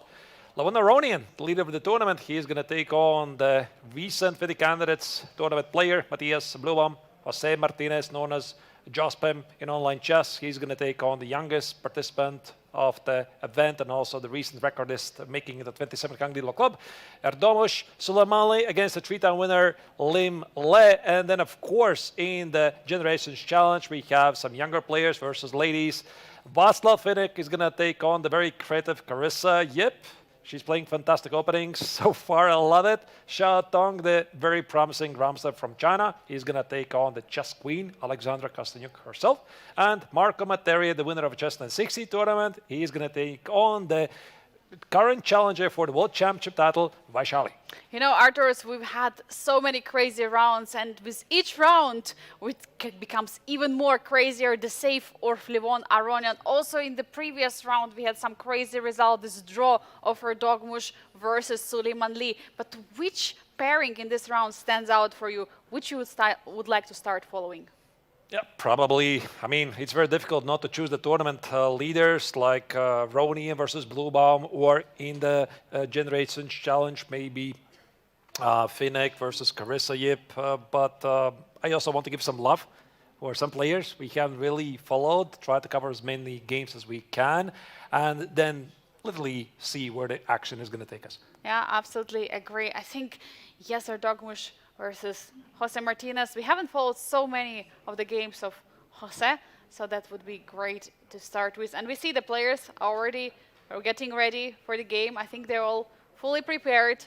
For yes, by the way, such a set tournament starting with the 3 losses, then having finally the draw coming back to the tournament and final game. Will he be able to score at least 1 victory? Meanwhile, we see there is a tournament still going on. The round is happening. That's why we have some slight delay. The Open Rapid Championship is still It's happening. definitely something Rook and Bishop versus Rook. It's always Rook and Bishop versus Rook, or Rook and Knight versus Rook. I don't think there's a single Rapid or Blitz tournament where they don't have this very, very famous endgame. And by the way, I think we just saw the arbiter came and said, listen, buddies, you have to finish your game. You have to finish because otherwise... No, jokes aside, I think they just finished. Yeah, of course, game has finished. Most likely it was a draw. But yeah, the pairings are coming very soon for them. And we're going to start the round soon for the Grandmaster Triathlon players as well. Beautiful venue here in the Biel Congress Center. Outside, it's quite hot. Typically, I think it's about plus 30 degrees Celsius. I think when we arrived it was like plus 35, but here in the Biel Congress Center, in the second floor, it's pretty cool. Yeah, we're sitting here on the first floor. We're getting some fresh breeze from the outside. Also, outside of the Biel Congress Center, there's when there's a football matches going on, there's the fan zone being set up. Everybody's following football here, of course, and everybody saw, of course, yesterday Magnus Carlsen in the World Championship match between Norway versus England. I don't think there's a single chess fan who didn't see it, really. Yeah, absolutely. That was amazing to follow for the chess fans. And there was a match at night. Switzerland was playing against Argentina. It was 3 a.m. here in Switzerland. Arthurs, be honest, have you followed the match? 3 a.m.? No. I think I fell asleep at 1 a.m. after they played the first match. After 90 minutes, it was a draw. I didn't really know how it finished. Apparently, I missed the best bits, but what to do? Had to wake up early on and get ready for this day in the Biel Chess Festival. The players are, by the way, getting ready. This is Matthias Blobam, awaiting his opponent, Levon. Probably also a good moment for us to remind to our viewers. Yesterday we had Chess 960 tournament, which is serving as a tiebreaker. So yesterday results, they're going to be very important for the overall ranking. But by the way, we're having a special guest standing there for the first ceremonial move. So we're going to see what is going to happen. And that's why there's the small delay. This is quite typical for high-level tournaments. There's a special guest typically coming, making the ceremonial move. He doesn't really have any contractual obligation. Players can still choose what they want. I mean, I would actually love to see like the guest making a troll move, something like G4. Yeah. And then you decide is it good or not. But no, typically they make good moves. They make like E4 or D4. I would have to inquire what is the silliest first move a special guest has made, but they can make their own mind, and that's what we're waiting for. Yeah, and we're also waiting for the first ceremonial move, which is going to be made by the representative from the embassy of Serbia. So we're going to see it very soon. But meanwhile, the players are getting seated in the playing hall. We see everyone is ready for the final round. By the way, for these players who you see right now, that they started much earlier. They started at 10:45. The first round started, I think, maybe at 10:45, and they were playing 4 rounds before the Grandmaster Triathlon players starting their game. So they have a really, really long day today, all those in the playing hall, and overall they have 9 games of the rapid. I mean, Arthurs, what are you exhausted more after? 9 rapid games or 1 classical? But okay, we have the first move incoming. Yeah, probably the 9 rapid games because you have to live through all the emotions all the time. Let's see what's going to be the first ceremonial move. Great timing here because Levon is one of the biggest legends in world chess, the 4th highest rated player in the history of chess with the rating of 2,830. He's reaching for the E4 move. E4 it is. And now let's see if Levon is going to stick with this move. E4 is on the board. They're shaking hands. And by the way, here we have also our DGT master and the arbiter Nebojsa, who is also from Serbia. So yeah, he's putting back the move, just making sure the DGT boards are working very well. And the games are about to start. The final round of the first event of the triathlon. Once again, in case you just joined us, dear viewers, every victory in the rapid tournament is worth 2 points. And all the points of the triathlon will be counted together. So even if Aronian is leading the event by 3 points, these 2 points that he can potentially pick up against Blobam, of course, matter in the long run. And E4, it's not a bad move, so he sticks to it. E4 is on the board, and we have the French defense since E6 was played. And we see everyone is making the first move. Everyone is ready. Arthurs, let's take an overview look at which openings we have here. And do we see some surprises? Yeah, definitely. I saw the London being played by Aydin Suleimanli. One of the most discussed openings ever in chess circles. I think we have to Discussed or disguised? I said disgust, but Okay. somebody might say disgust. But it's one of the most played, most popular, most easiest openings ever. You either love it, or you hate it, or you first love it and then you hate it. So it's Suleimanli against Limlay. So that's the London setup that we have on the board. We probably have to thank the Magnus Carlsen for bringing this into practice, because it was like, I don't know, 10 years ago when Magnus ran out of ideas what to play in openings and his attention came to the London system. He started to play at the highest level, and guess what? Everybody started to play the London after that. But before Magnus, I believe it was Gata Kamsky, one of the biggest practitioners of the London system. And of course, Gata also was a frequent guest of the Biel Chess Festival. Yeah, definitely. There are many top players who are playing London. It was also played in the many important tournaments. Was it also played in the World Championship match of Ding versus Nepo, right? Or Gukesh? One of the recent matches as well. And yeah, here we have Bishop e7 has been played. And yeah, the point is, of course, that white pawn structure is always having like this pyramid, as we were discussing, this triangle pawn structure, f2, e3, or b2, c3, e4, d4, e3, f4. And here we have knight e5, very common move, and c4, he's blocking the position in the center. Well, to explain the idea why this is such a popular opening, White's idea is usually very simple. White wants to play bishop d3, knight e5, and the very modern touch is to play h4, h5, and go for this king's attack. But you have to pay attention also to the black's last move, which is bishop e7, because he wants to play knight h5 and get rid of this bishop. The point is, if you stop it by playing h3, the trend is to play bishop d6, and now you don't have retreat bishop g3. So pardon me with all of these nuances, but the point is, this is why white did play knight e5, stopping knight h5, and that's why black played c4, stopping bishop d3, and this is also a modern trend of the London. But now, after the c4 move, there is going to be an idea for white to continue with something like f3, e4, because there is no pressure anymore on the d4 square. Is it something that Aydin Suleimanli thinking about, Arturs? Maybe he was thinking about it, but he played something else. I actually thought about g4 myself, but h4 possibly doesn't really exclude it, because perhaps he's going to play either h5 or g4, g5. And very often the king stays in the center, because like if you play, for example, queen f3 long castle, the king doesn't really feel very safe here. So that's why in these positions, white very often just keeps the king on e1 and just goes for an inspired kingside attack. Yeah, absolutely. This is what you would like to have.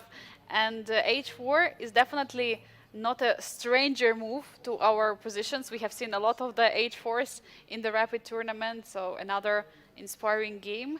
What would you do as a black? Would you decide, you know, white played h4, I don't want to short castle, or would you still take the challenge and castle short? I wouldn't play this line at all, to be honest, from the black's perspective, because I personally have quite a big respect against for the London system. And I think that there are a couple of very principled lines where white objectively doesn't have any advantage, but I don't think that c4 is one of them. It's like a trend, but I don't think it's one of those lines. And also the evaluation board, by the way, says that white is slightly better. So I think that for Aydin, this position feels like a sort of a success. He got what he wanted. He knows these positions. Limlay is thinking, and we are simply going to check another game. Let's just immediately go to the game of Levon Aronian against Matthias Bluebaum, because something crazy is happening there. I mean, I don't know how crazy it is, but the king's position is being opened. We're going to game of Levon Aronian against Matthias Bluebaum. Yeah, so there's something going on. What's happening here? F takes on e6. Yeah, by the way, just to give you an update of the game of Martinez against Ardomos, I think there's some transmission error. They're going to fix that in a moment. The evaluation bar is not correct. Well, what do we have here? Yeah, we have some open diagonal to the king. I mean, it's a French defense.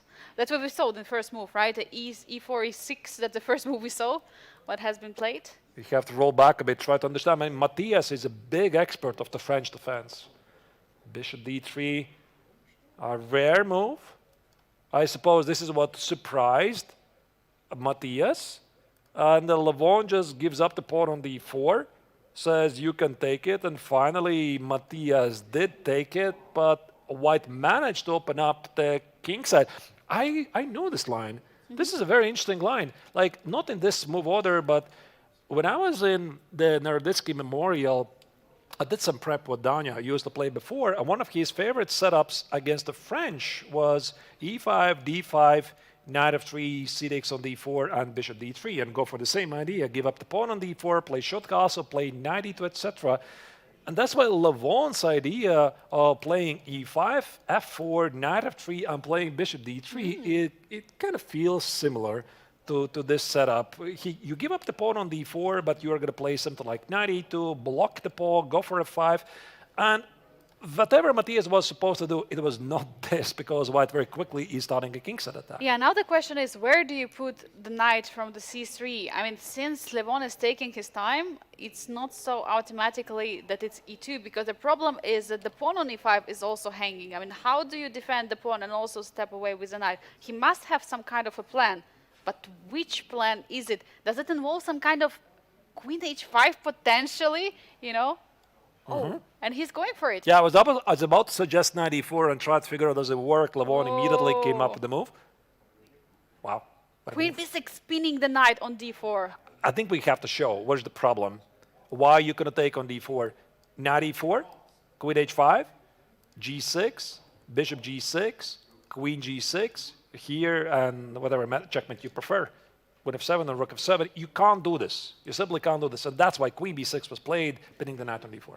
And now the question is, how do you stop this nasty pin? Because knight d4 is a threat, or queen d4 even with a check, even bigger threat. I mean, how do you stop it? How do you defend the knight? Is there knight c2, e2, or what exactly you do? But if you play knight c2, e2, queen h5 is not any longer going to be an issue. First, I want to check what happens after queen h5. Let's check. Queen h5. Black suddenly has the d8 square, which is vacated by the black queen. And if you keep hunting down the king, it escapes to c7. And suddenly, there's no follow-up. Like, there's just no moves. There's no knight e6 check because the king is pinned.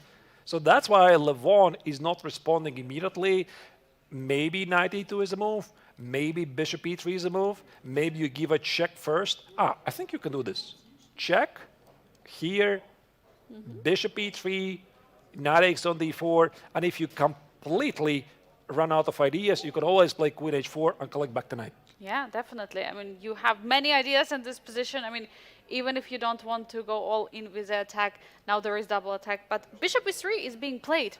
So the point is that, of course, you cannot take twice on d4. There's going to be bishop g6, and nasty threat from Levon Aronian in this position, because otherwise he's going to lose. No, he's not going to lose. Or he's going to lose material. Bishop g6, because then they're just going to take the knight on d4. So what's the threat? Knight d4, bishop g6, bishop d4? Oh, you could just take it. No, here you cannot, because it's coming with a check. Check.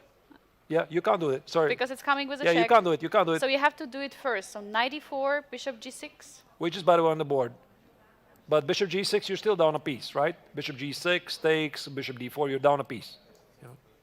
Oh, so you have to play queen h5 and queen h4. Your idea.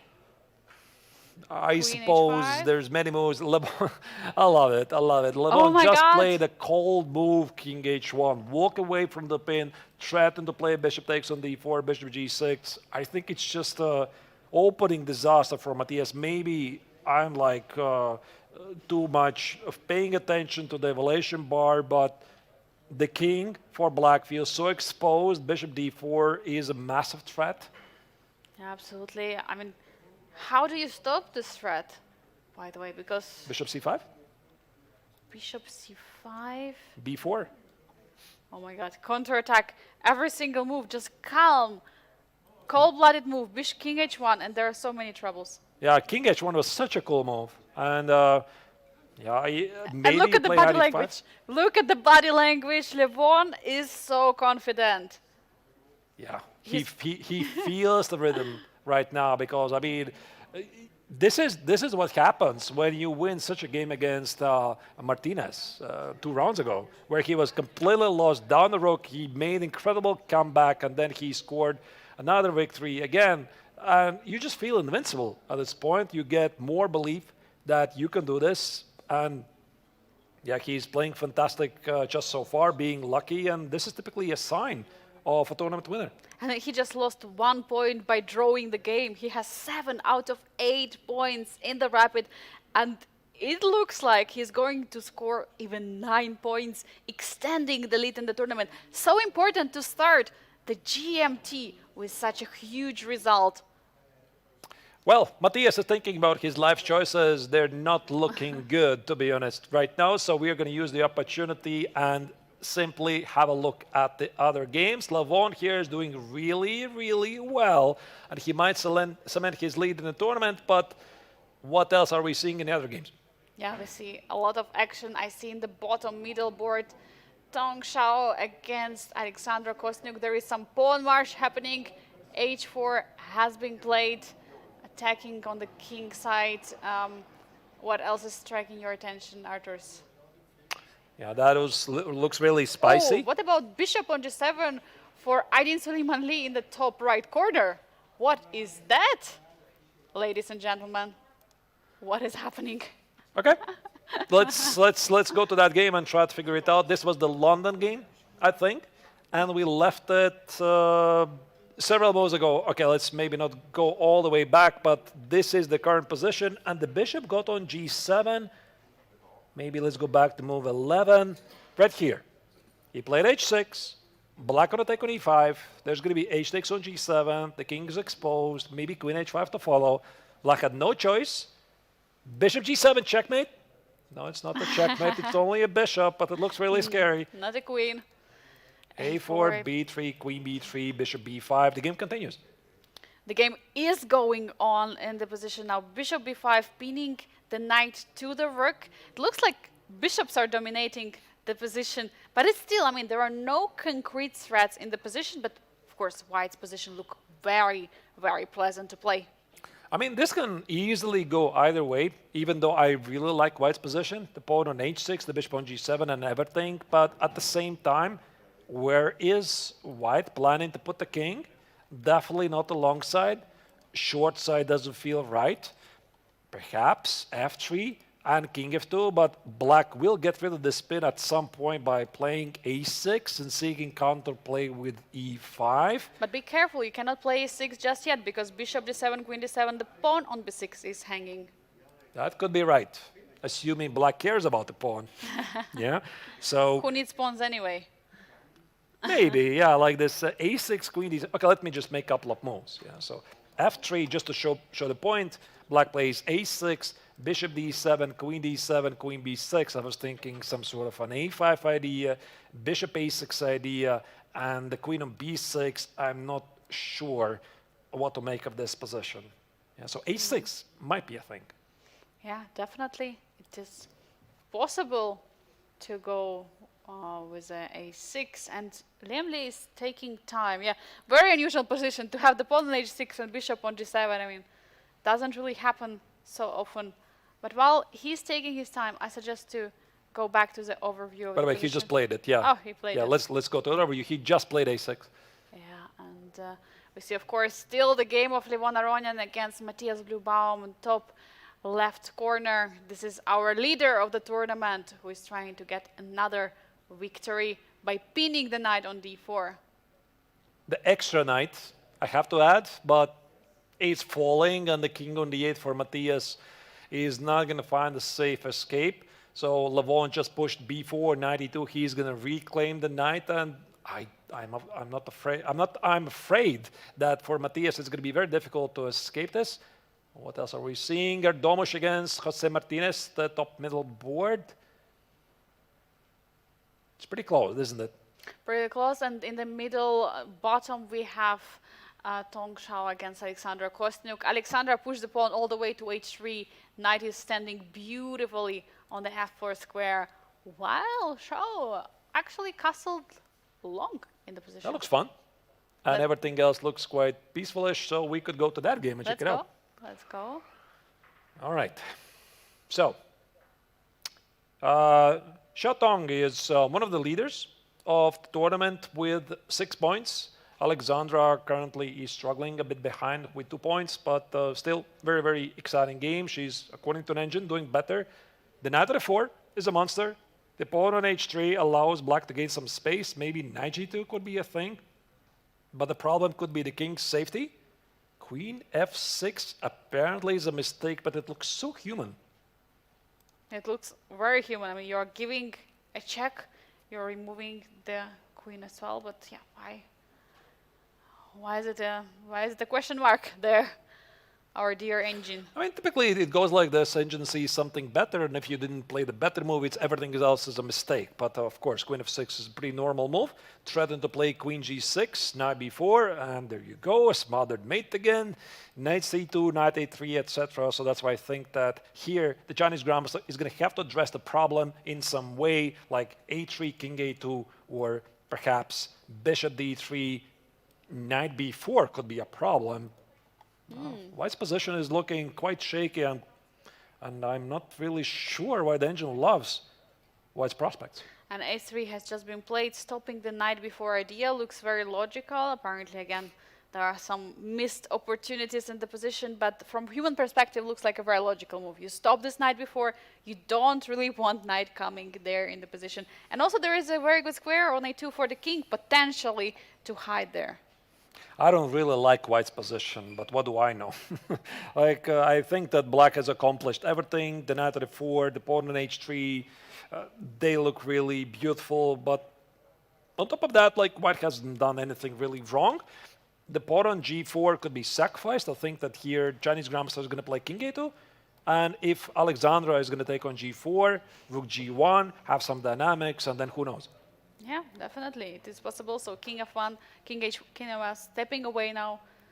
Apparently the only move in the position. Why it's an only move? King a2. What's wrong with king a2? Apparently something was there. Some tactics. Our computer. Some tactics. I'm not sure where the tactics are. Maybe a5 and knight b4. Oh, and then there is a big checkmate threat in the position. Wow. Yeah, that's why he played king a1, just to make sure this never happens. Very precise. Yeah, super precise. Going to a1, no longer this knight before hanging in the air. And Alexandra is taking her time. She understands. She is in control in this position right now, and it's going to be her chance to score 1 or 2 points in this game, because it's very, very important to start the classical, with some extra points from the rapid. And it also feels that White is going to play knight e5. And that's why Alexandra would love to blitz out a5. a5 and knight b4 and knight c2. But really good players are always really so into the opponent's responses. So you're thinking, what would I do if I was playing from the White's perspective? And I think it's got to be knight e5. So let's say a5, knight e5. You can't take with the knight because these pieces are going to be under attack. And if after a5, knight a5, takes my knight is under attack. Do I like this position? Maybe I don't like this position. I don't like to take the pawn on g4. So that's why I think that here for Alexandra, this is a pretty big decision to make. But Alexandra's time is ticking. She has 5.5 minutes on the clock, 8 for Tong Xiao. Time will be deciding factor in this position? I mean, we'll have to find out, but I suggest to pull up the bird's eye view to see what else is going on. Again, we still have our leader, Levon Aronian, winning the position against Matthias Bluebaum. Rook is already getting to the f7 square. Would you like to check what is happening there? Let's dive into the game. How winning is it, really? Is it winning, or it's very much winning, or it's slightly winning? But he has recaptured the lost piece, and now he's down a pawn. Doesn't really feel to be relevant, to be honest, because the black king is in danger, and Matthias is trying to desperately survive here. Rook a7, smart defense, and if somehow black could get the king on b8, he would do it in a heartbeat. Yeah, just if king could jump like a knight above the pieces, but unfortunately king cannot do so, and yeah, king c7, king b8 is unfortunately way too slow. Levon is activating another rook from a1, super logical, bringing it to f1. I think he wants to take on g7 and then double the rooks. For some reason, he did not want to take on g7 immediately. Probably he thought that those pawns are falling anyway. So let's say black decides to run for his life and play something like king c7. I would put my money on rook takes on g7, king b8, and if I'm not blundering something terribly, rook f7, which looks very logical. Yeah, definitely. Very logical, just doubling on the 7th rank. I did blunder something though. Yeah. All right, but yeah, rook f1 looks super logical. Levon's position is feeling amazing. Levon is in a great shape. I wonder what he's going to do tomorrow, because tomorrow we have a birthday. Is he joining us for the excursion? Hopefully, I mean, all players are invited for excursion. We're going to talk about it a bit later, but yeah, every rest day at the Biel Chess Festival is very exciting. There's always program created by our organizers, so it's going to be amazing. One of the best watch companies in Switzerland, Omega, we're going to visit it. This is happening tomorrow, but today we still have some chess, and while Levon is thinking about his beautiful position, he's still trying to figure out how to convert this to a full point and dominate the rapid section of the triathlon. We have still more games to follow, and we are gonna see where the action is taking us from here. Is there something super spectacular, unusual, or at least weird happening? Top middle board, Jose Martinez against Yes Erdogmush. The game we haven't really followed. There is a beautiful knight standing on the d4 square. There is a pawn break from white right now happening with the f4. But I see the evaluation bar prefers black way too much. What's the reason for that? Is there some tactics happening there?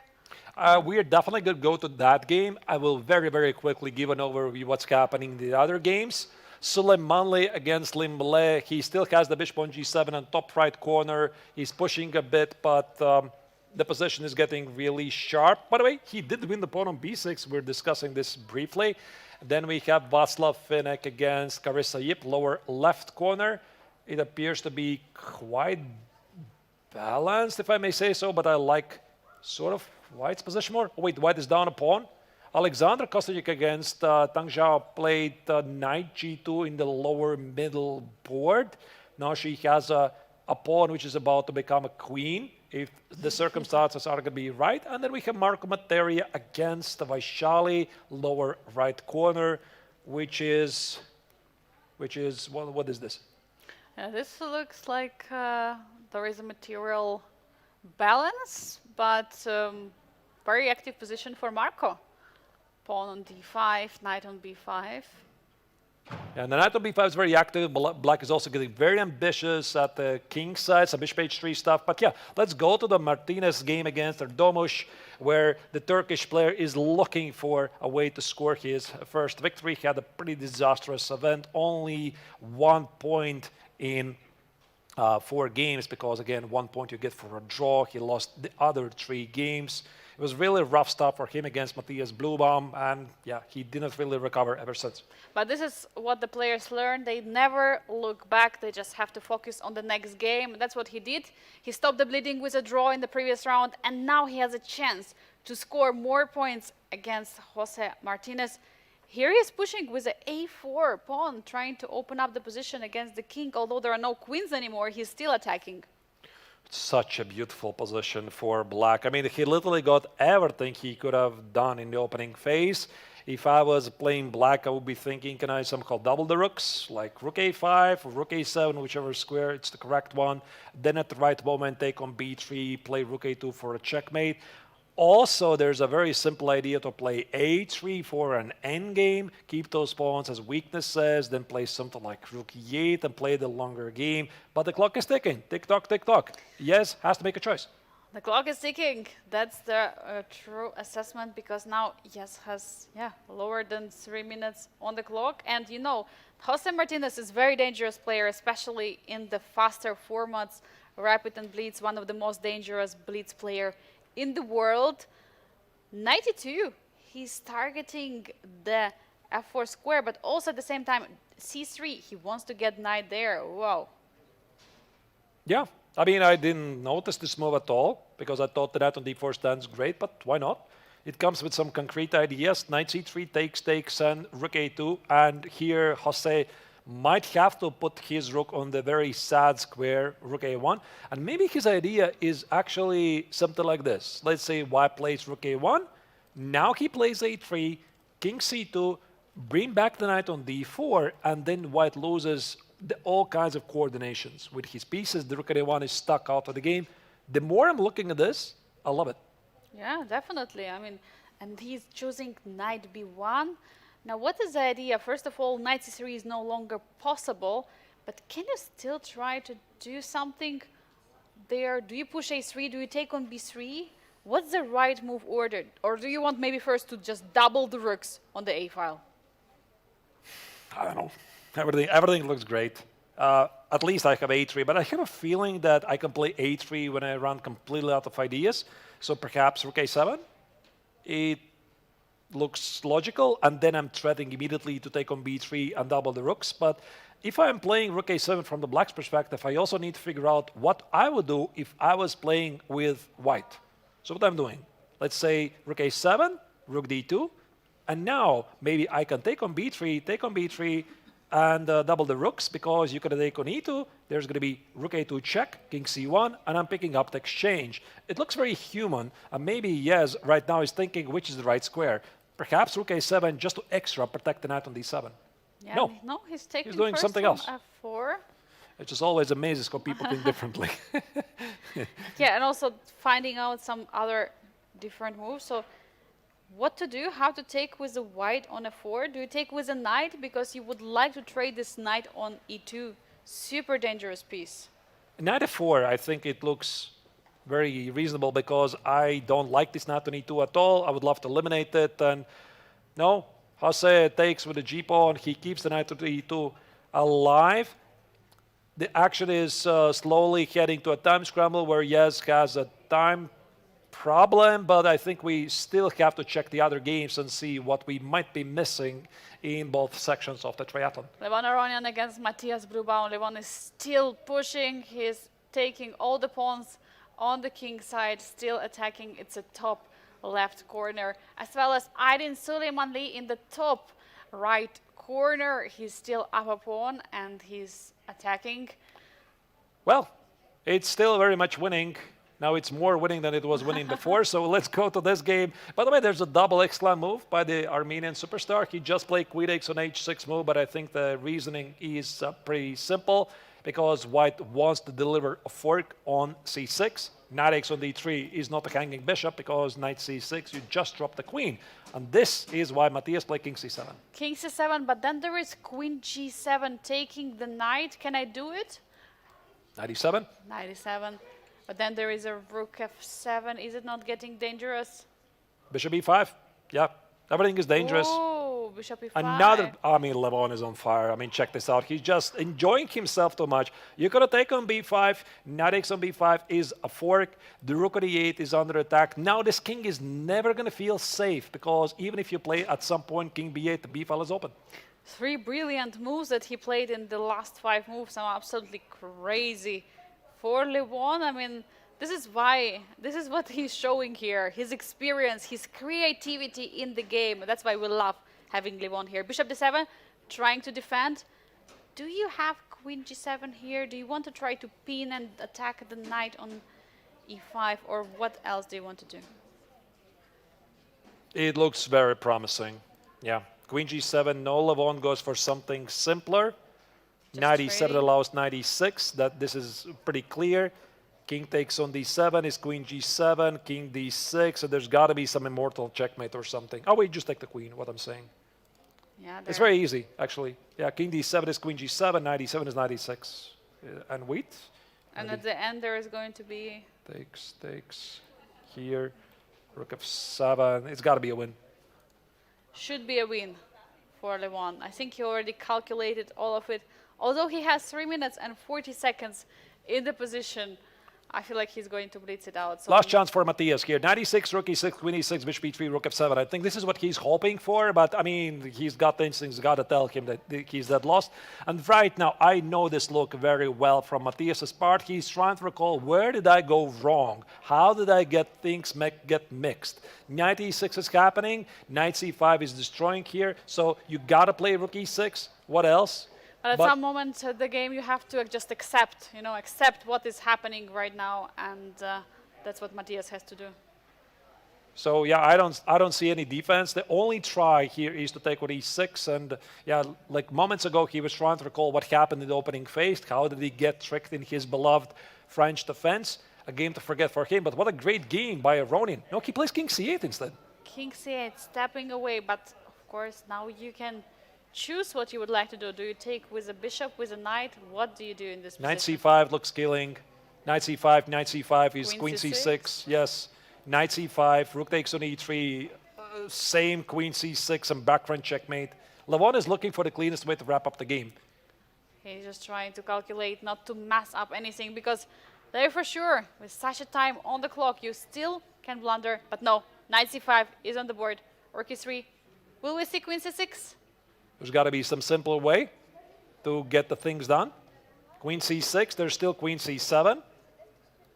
And then queen a6, looks good enough. Queen c6 is on the board, king d8.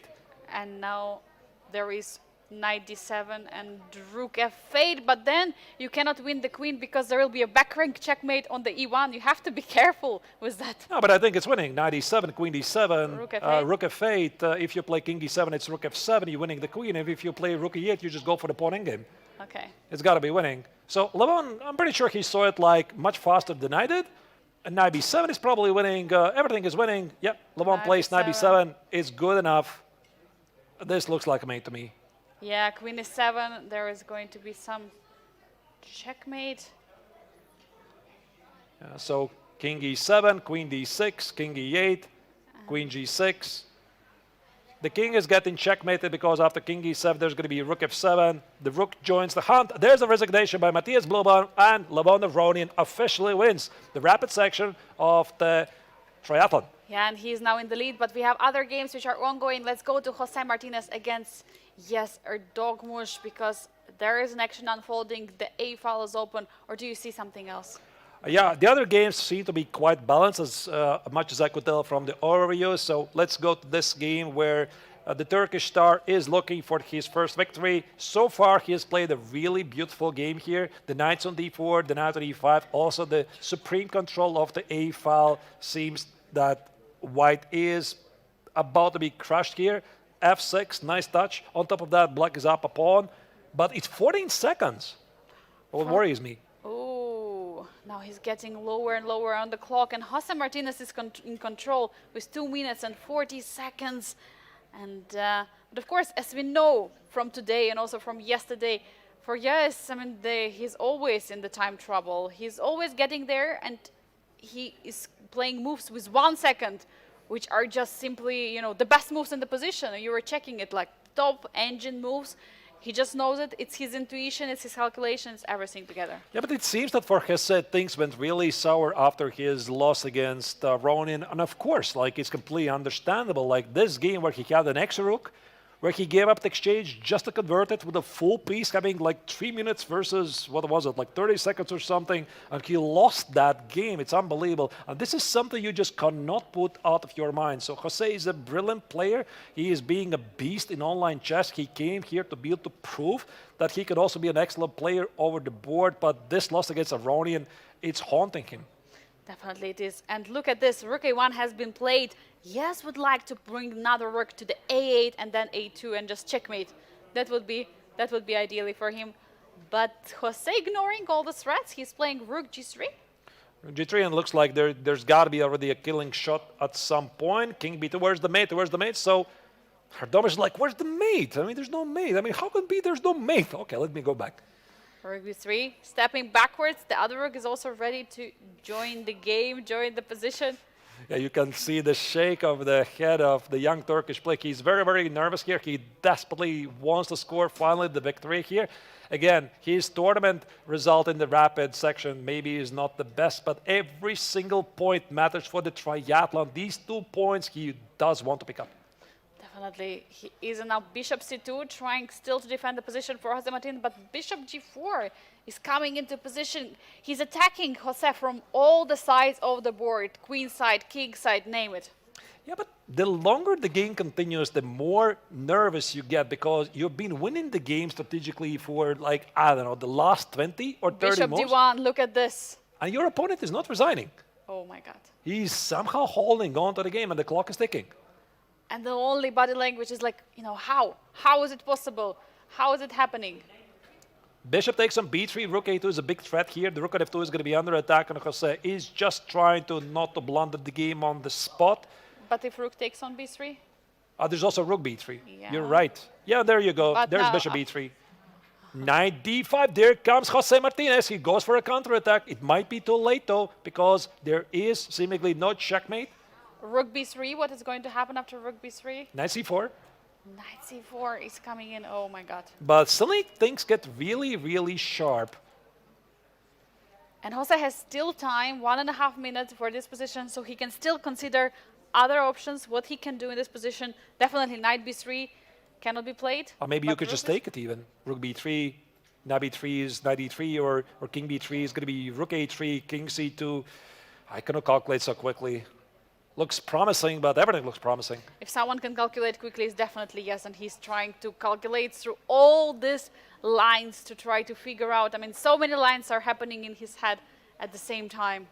Give you a very quick update what's happening in the other games. Tanshao game against Alexandra Kostanyuk is quite balanced. The other games seem to have finished. Finnick has won against Carissa Yip. Marco Materie was victorious over Vaishali. I think the other games we already mentioned. So let's go back live and follow this critical game where Erdomosh is looking to score his first victory of the rapid section. Jose is still trying to find a way, but unfortunately, there is not so longer a way. It's 36 seconds for Jose Martinez. Will he be able to make here absolute magic like Levon Aronian did against him earlier in the tournament, or will he lose? I just love how calm he is. I mean, compare these two players. Look at this. So Erdomosh is so nervous. He's shaking front and go back. But Martin is like very, very composed. Yes, he's super, super composed, trying to figure out things. He plays knight b6. That's a move that Erdomosh did not expect. What is knight b6? What I'm supposed to do against that? Rook a2 check. Now he has the only way to go back to b1 or taking the... You take it, that's a mate. You can't do it. You can't take it. Then you have to take the rook. Knight a2, rook a2, king b3, rook f2. Black has an extra material. Martinez is desperately trying to complicate things, but you just can't. He'll lose some time. Oh my god, he couldn't hold on the time. Wow. But okay, position was already losing.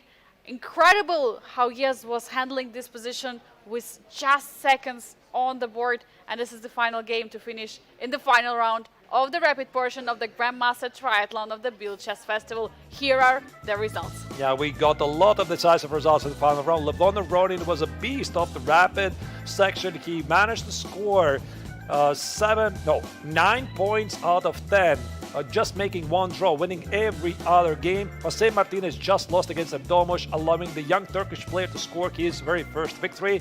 Suleiman Lee defeated the three-time winner of the triathlon, Lim Le, with his London. In the meantime, in the Generations Challenge section, Václav Finnick scored a very important victory to, if I'm not terribly mistaken, to win the tournament against Carissa Yip. Xiao Tong shared points with Alexandra Kostanyuk, and Marco Materia was victorious over Vaishali. Absolutely insane last round. And here are the standings. After the rapid portion of the Grandmaster Triathlon, we have Levon Aronian, the leader of the Masters. Behind him is Aydin Suleiman-Lee, 3 points below Matthias Blübaum and Lim Le, together with Jose Martinez with 4 points. And it's Yes Erdoğmuş with the 3 points in the bottom of the rankings. In the Generation Challenge, meanwhile, we have Václav Finnick leading the tournament on the second place, sharing Marco Materia and Xiao Tong. Alexandra Kostanyuk with Carissa Yip with 3 points. and Vaishali is for the time being at the bottom of the leaderboard with the 2 points. I mean, Arthurs, what an insane day it has been of the rapid portion of the Grandmaster Triathlon. And what would you say, what is the biggest surprise or the biggest, positive result that you have witnessed in this? There were a lot of surprises. I definitely would have thought that Erdomos is going to have a better start. He did not. I would have thought that Levon Aronian will absolutely lose against Jose Martinez. He did not. So he won actually the game. And it was really fun to follow. We saw a lot of time scrambles, a lot of heartbreaks. There was a lot of drama, mistakes. But this is why rapid chess is exciting. And it's still only the first part of the triathlon because we have still the classical portion. We have the Blitz event. Then we have the final stage where the best players will qualify to figure out who is going to take down the 2026 Biel Chess Festival, and things are only starting to heat up. Dear viewers, it has been an amazing weekend, with Chess 960, with the rapid portion, but we have a rest day tomorrow for the Grandmaster Triathlon Players Masters and Generation Challenge. We're going to have a very nice excursion, so we'll tell about it later when we come back. And we're coming back on Tuesday at 2 p.m. Central European time for the first round of the classical portion of the Grandmaster Triathlon. So dear viewers, we're going to see you then. So far, have a great Monday tomorrow, and we'll see you on Tuesday. Bye.